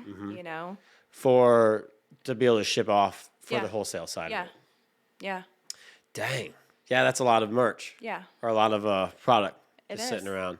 But it is hard because advertising it and getting it out to people at first can be very hard. Mm-hmm. Like starting from ground zero, if there's no clients or nothing starting it up, it's very hard to get it out to people and gain the interest of whoever. Right. You got to try to, you don't know, you could reach out to anyone. Right. And everyone, but it's also trying to find that person that is interested in it. Well, I mean, just look at my sales, back from 2019, whenever I was doing it out of my basement at $6,000 for 8 months, jumping up to 36. Now I can say my gross sales are about 300,000. Wow. I've built up enough clientele. So by me moving home, I have my clientele base still. Yes. I will still lose out on some sales, by not having a commercial building, but I have to do what is best for my business and for my family, and I think by moving it back home, it's not going to solve everything. I'm still going to have a payment, when we build this shop, but I'll be able to save money, and it's an investment for our family and my business. Right. Instead of here, take this money, throw it down the trash or down the toilet type thing. Do you think your boys will want to take over the company one day? Assuming that. No. Caden, my 11-year-old, wants to do podcasts. Yeah. So that's what he wants to do. And then a lot's going to change though. a lot can change, yes. Yeah. And then I can see my 4-year-old, he will want to do what daddy's doing. Trucking or farming, because we do have a farm up in Macon too, about 160 acres. We just do hay on right now, but he's going to, I guarantee you, he will go down that route, one or the other, or both, you know. Yeah. Yeah, it's, I could see. Yeah. I can see. And my 19-year-old, she works for me a couple of days a week. She's like, I don't want this place. Yeah. It's a lot of stress. I mean, as you know, owning a business, you're the go-to person. If there's a problem, you got to fix it. You got to handle all the customer service, and it's it's stressful. Yeah, unless you're passionate about it, it's very hard to stay in it. Yeah. Because if your daughter doesn't have the passion in it, and all this stuff starts to crumble, and all the stress starts to build up. Right. It's for her. It's like, what am I doing here? I'm getting out of this. Screw this. I'm done. There's days I come home and I'm so stressed, mentally, physically. and everything. It does wear on a person. It does. And I've seen a lot of small businesses talk about it. And that's a big reason why I realized that as much as I love my small business and everything about it, if I had a bigger business where I could have more managers, GMs, presidents, CEOs, Right. accountants, salespeople, just marketing teams, all these teams where I don't have to figure it out all the time. Right. There's a maintenance guy that Right. handles the stuff Right. that I can rely on to fix it right. And we just pay him hourly, and he's fixing something every single day. And because that is the hard part. You're the everyman man. Yep. In a small business, and that's. I want to grow. Yeah. I want a big warehouse. I want to have 10, 15 employees. Mm-hmm.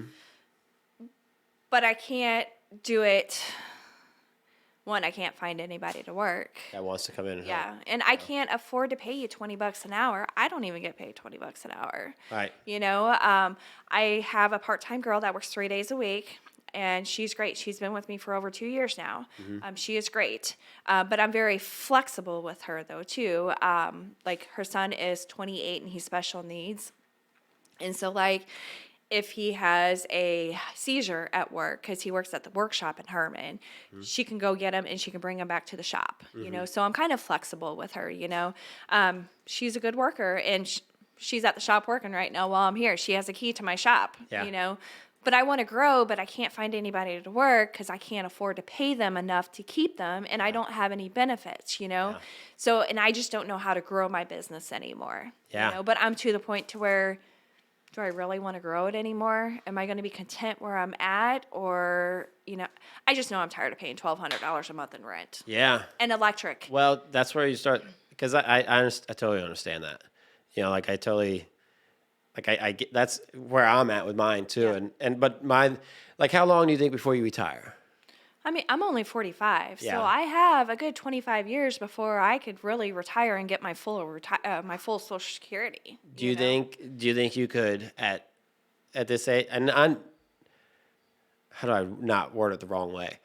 Do you see yourself maybe completely changing businesses? Maybe if you want to take that bigger step, could you see yourself changing businesses to one that maybe could afford to have more employees and stuff like that? I don't know. Not sure yet. I don't know. I haven't came across that path yet. I just know, I do have to think about my future. Mm-hmm. I do know that if in 10 years, 5 years, I decide not to do t-shirts anymore, that our shop that I built, the shop that we'll build, we can turn it into just a storage facility for ourselves, because we got a skid steer, a tractor, your Christmas decorations, all that kind of stuff. We can turn the shed into that. Yeah. Or we can turn it into a B&B, because those are huge right now, and we're about 20 minutes outside of the town. Or we can turn it into where me, my husband, and our 4-year-old would move into that and rent our house out. Yeah. Because I got to think about our future too. Yeah. So, I don't know where I'm going to be at in 5 years. Sure. I don't know where I'm going to be at in a year. Yeah. Just taking it day by day and trying to do a little better every single day. fly by the seat type of girl. Sure. That's what you said at the beginning of the podcast. I don't think that's a bad idea at all. Yeah. And I think for me, I do very similar style where I just start doing it, and I kind of just figure it out as I go along.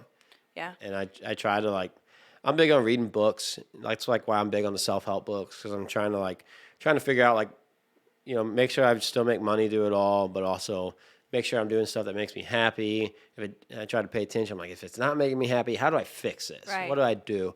And then something like you, you're like, well, this $1,200 a month payment for something that I'm not paying off, Right. is not ideal. So what do and I'll do stuff like that in my life too. And I'm just, I do have some big goals. And I think from reading the books, a lot of the books that I read and just talking to people, and that's kind of where I figured out I definitely need to get in a bigger business to ensure that my happiness stays where it's at. Because I struggle with the same stuff in my business. Right. And, I am to that point to where I'm not happy going into work anymore. Yeah. So it's am I getting burnt out? I don't know. But I want to continue to do my donations. That's very important to me. Yeah. So I can stay where I'm at right now and pay the $1,200, but that means I'm not going to do my donations. I can't do my donations anymore. Like right now, I got a couple of fundraisers going on. Stella, there's a little girl. She's 1. She has Rett syndrome. Have you seen that one yet? Yes. Oh yeah, that's it's interesting. So you're doing a lot of the stuff. Toby, with the grandma. that's my sister. Toby's your sister? Yep, stepsister. Okay, so Stepsister. yes, Yep. I've been in touch with Toby. So I'm doing Stella Strong shirts. So I'm donating $10 back to the family, and the shirts are like $20. T-shirts are $20, and I do a long sleeve sweatshirt and a hoodie and all that. So $10 being donated back. So I can continue to do my donations and move home, or I stop doing these fundraisers and stay on my shop. But these fundraisers are important to me. Yeah, that's what brings you happiness. Yeah. I think if you want to ever pick up a book, like if you're ever like looking for like a self-help book, I think you really like to Go-Giver. Yeah, I'll definitely look into that. It's a pretty short book. I think on audio, it's I don't know, 6 hours total on audio. The book is I'm trying to see if it's down here on my bookshelf I'll just behind go on here. Amazon and order it. That's what I did. Yeah. It's exactly what I did. It's not, if you actually look behind it, it's the little red book, right? It's one of the skinnier red books down towards the left. It's a pretty skinny book. I like it because there's two types of self-help books. One that has the lesson and then gives you examples. And then there's one that kind of tells it like a story. And the Go-Giver tells it like a story. So for me, it's easier to read along with. And a lot of times the concepts are easy to grasp.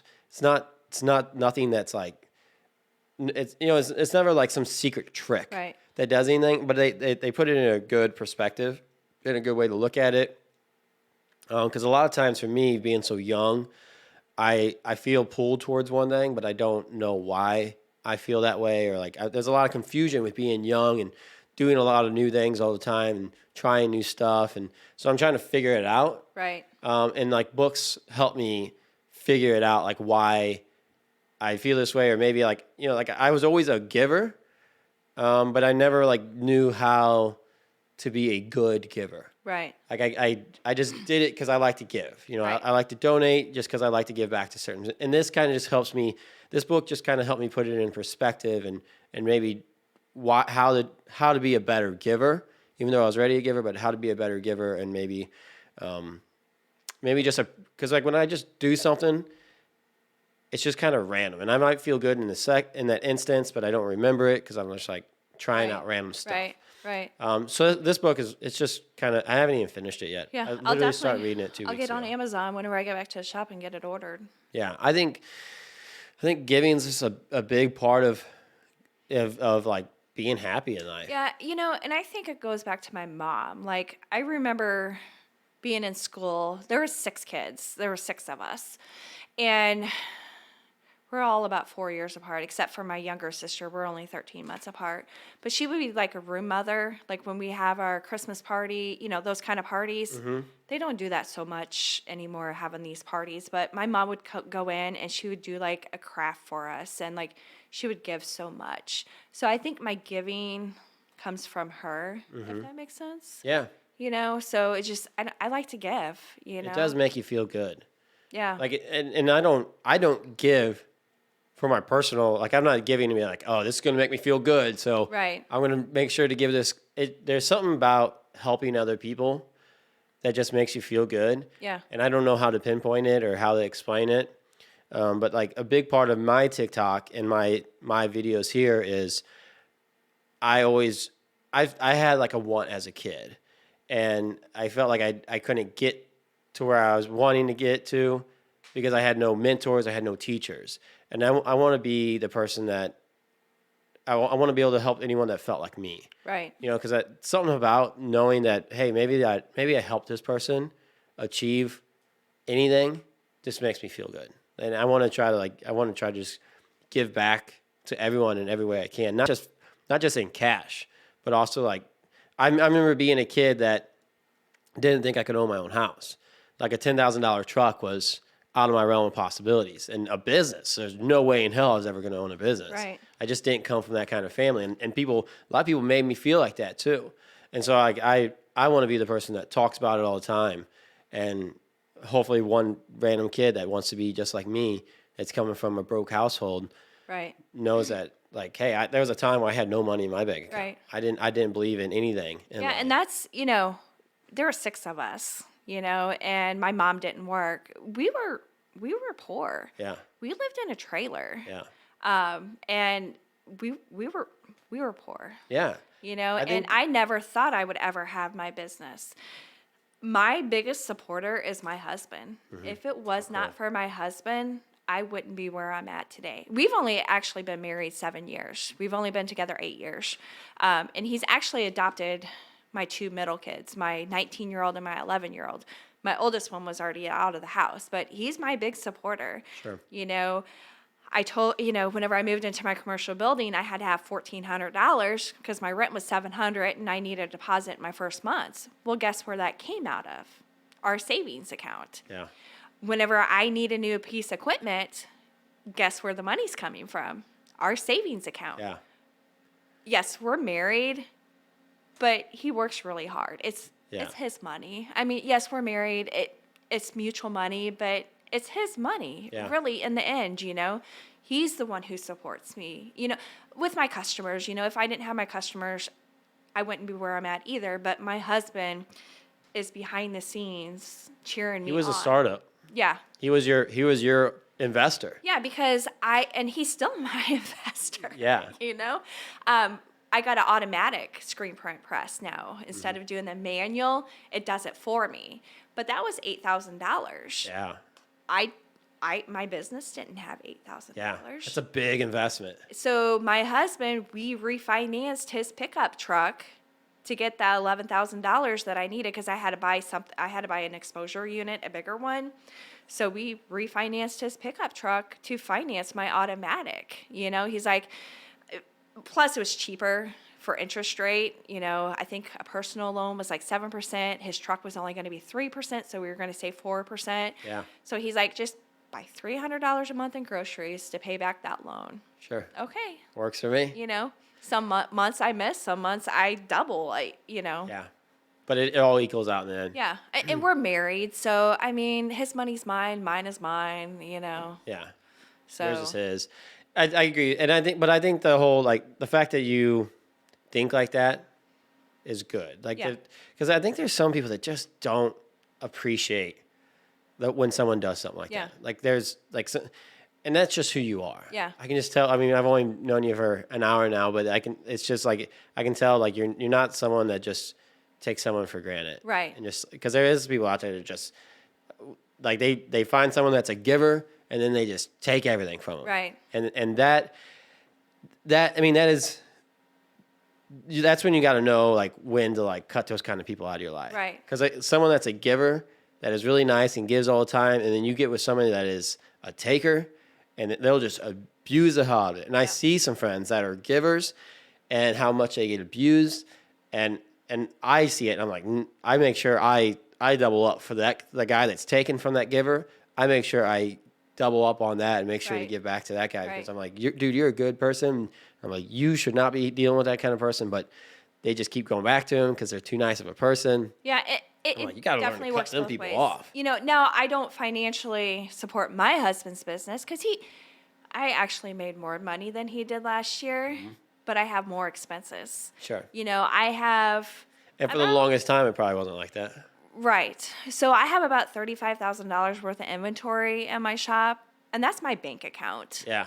So, and I can't, on a business, I can't take it off until I sell it, but I support him in other ways. We're actually getting ready to leave. I'm getting ready to leave June 7th to go to Reno, Nevada, because there's a semi-truck show, because he's all into these semi-truck shows. Yeah. He never wins anything, but it's just the experience. He likes, he's proud of his truck, very proud of his truck. You know what kind of truck he has? It's a 97 Kenworth K9. Cool. Yeah. Stacks, chrome stacks on it. Chrome stacks. What color is it? It's green. Green? Like a dark green. Okay. Like a forest green. Yep. Yeah. So, almost black at night then? yes. Yeah.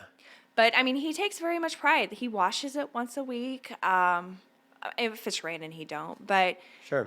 so we're gonna go out to Reno. He's leaving on Sunday or Monday to take a load out, and I don't want to be stuck in that truck for 2 days. So you're going to fly out? So I'm flying out, and then I'll fly back on Monday, and I don't want to be gone from work that long, because we'll take vacation in July too. So, but I'll support. We're going out there now. Do I like the truck shows? No, I can care less about them, but he does. Yeah. So, and it's a vacation away from the kids. So it's going to be a husband and wife getaway, but I'll support him with that, and just like different. And then we'll go to a truck show down in Joplin in September. It's a Special Olympics truck show. There's like tons of semis, over like 1,000, 700, 800, 900, like that. Yeah, down in Joplin in September. So we'll go down with that, but yeah, I just support him in other ways. I take care of the house. Now, he will, I hit the jackpot with him. Like, he is the best husband, father. He will help around the house. He'll do dishes. He'll make supper. Whenever I was in the hospital. Should be a 50-50 like that, though, right? Yeah, it should be. Yeah. I don't think the wife should be responsible for everything, because I work too. I work just as hard. Yeah, I don't bring home a good paycheck like he does, but I still work every day. And I run the kids here, there, everywhere, You're working. Yeah. You're working. Like he's gone tonight, and he might be gone tomorrow night. So when Freddie was a baby, he would actually get up with Freddie in the middle of the night with his bottle. And I would sleep. Because whenever he's gone, I have to do it. Yeah. I wouldn't have to be like, Andy, wake up. Yeah. He would get up on his own. Wow. For it. So I hit jackpot with him. Yeah, definitely a good He's the man, best because husband. that's saying what I was just saying earlier. Like, some people just will abuse it. They'll be like, well, she'll get up. Yeah. She'll make the dishes. She'll make dinner. She'll do it all.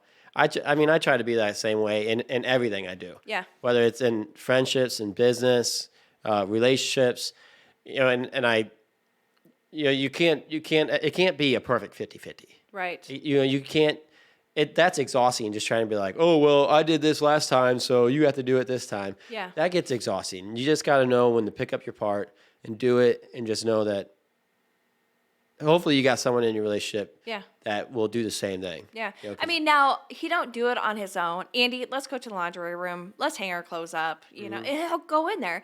He won't do it on his own. Sure. But hey, unload the dishwasher, and he unloads it, I mean, I think that might be the more typical of a guy, but he gets up without complaining. Yeah, guys are typically more messy. Yeah. Right? Like, they're like, I've seen a lot of guys just throw all their clothes in a pile, and they just pick the clothes off the pile. They never get hung.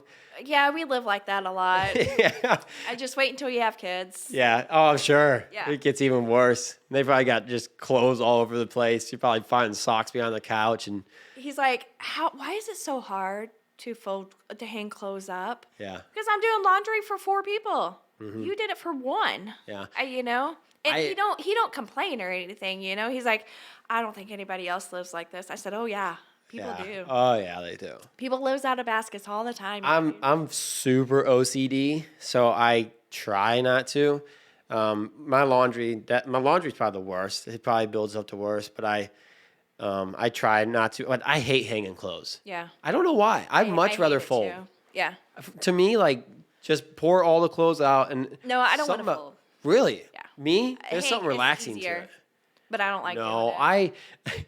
this is my opinion, but for some reason, just stacking all the shirts and have to put everything on stupid hangers, because I'm OCD, so I want to use all the same, like, I want to use all white hangers for white shirts. And I want to do all the white shirts first, and I want to do black hangers for the black shirts.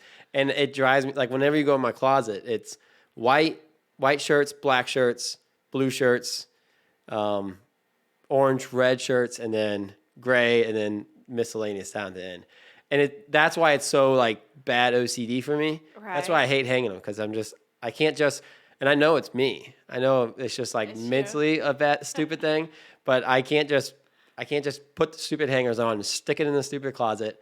I have to, like, do it a certain way, so it takes forever for me. Just wait until you have kids and it will all change. And then my OCD is like, oh, it turns out I don't have OCD. Yeah. I'd just be happy to put them away. Yeah. I can believe that. I can believe that. But you said you had kids at what, 38, 39? I was 39, and then I turned 40 like 2 months later. Yeah. Yeah. So I look at a lot of people like that. Like my parents were 40 when they had kids. Yeah. And so I'm like, yeah. I mean, got so whenever I met my husband, he didn't have any kids.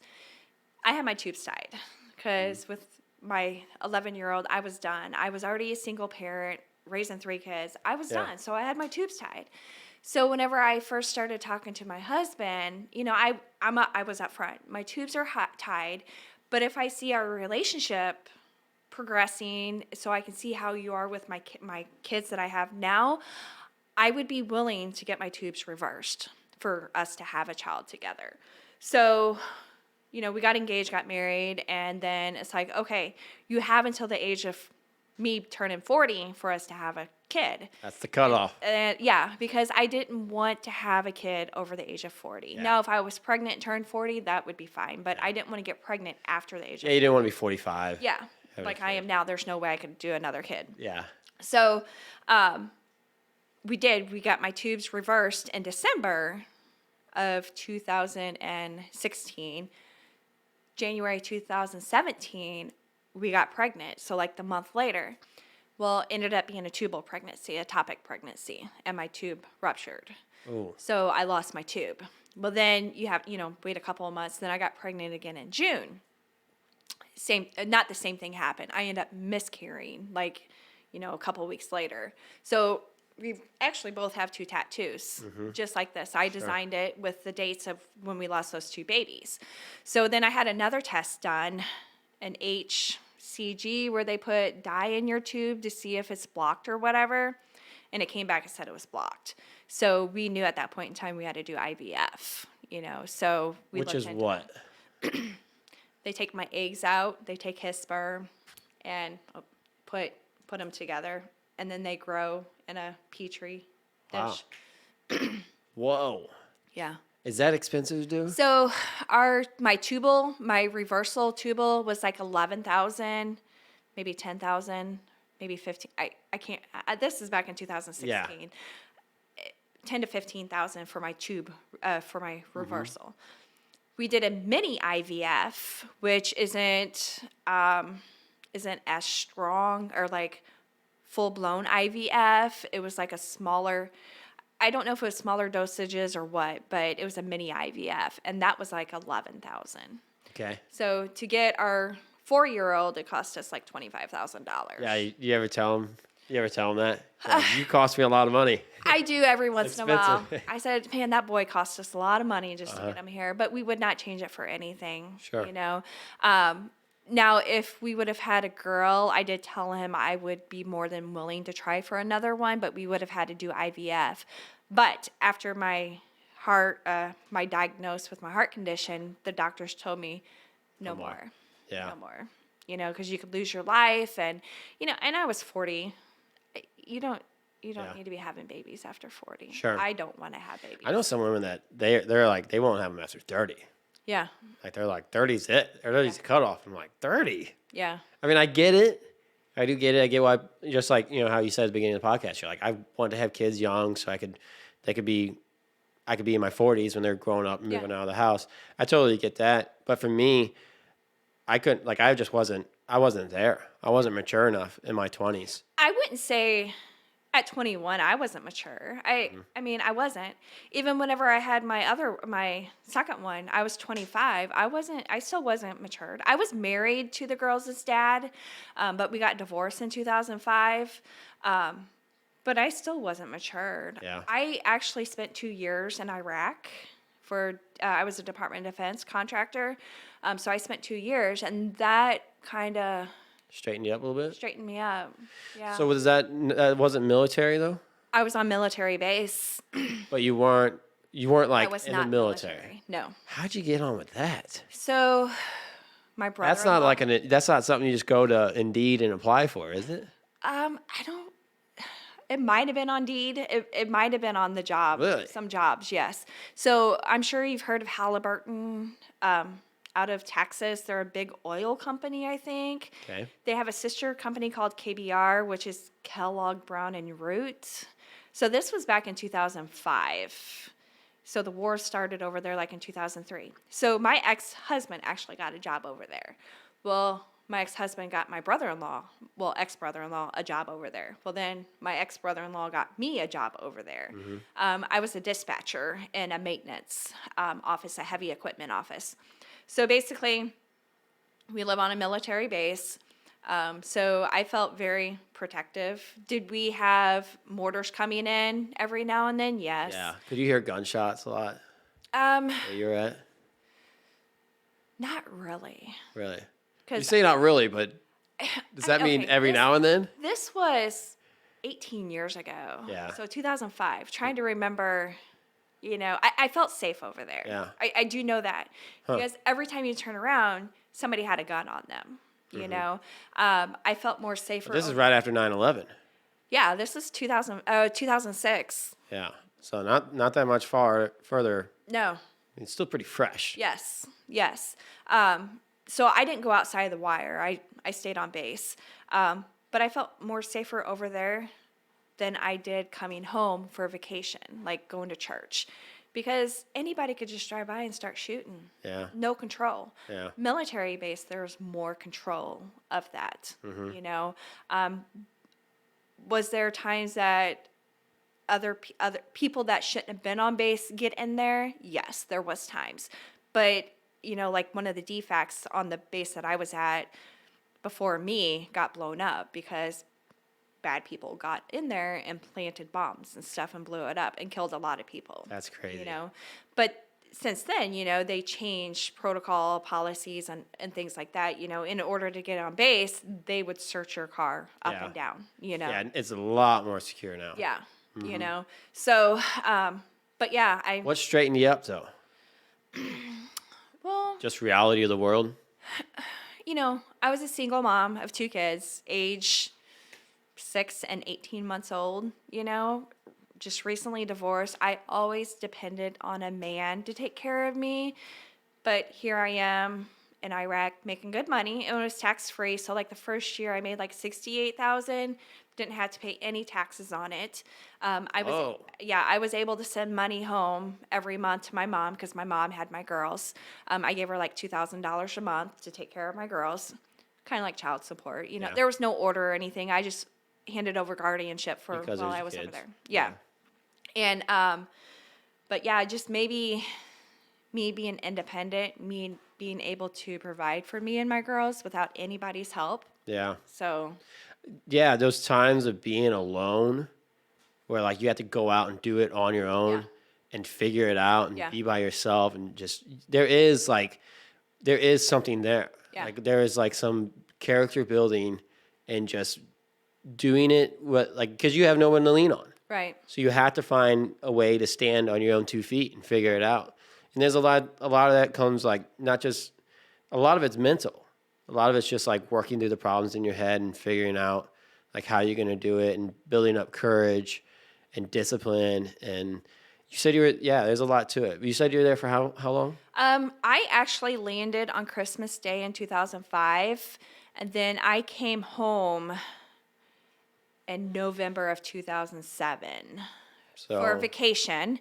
But in August of 2007, I was actually playing volleyball in the gym, and I hurt my knee really bad. So I had to go to Kuwait for an MRI to be done.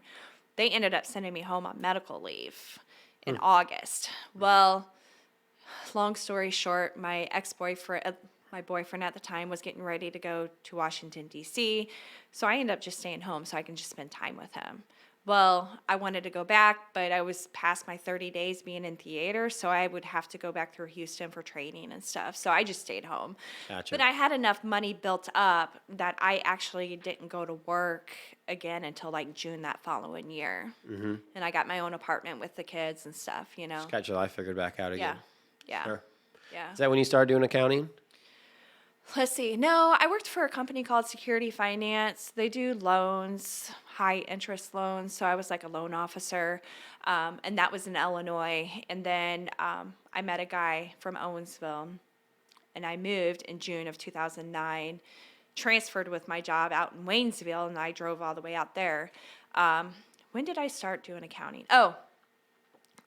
I had my son, my 11-year. Actually, I started school whenever I was pregnant with him, and I went to school for accounting. So that was 2000. What year was he born? 11. 2011? Yeah. Wow. Yeah. So it sounds like you're in finance for quite a while, though. Yeah. Yeah, that's a tough one to be in. Yeah. It's helpful. Bookkeeping is not bad. Yeah.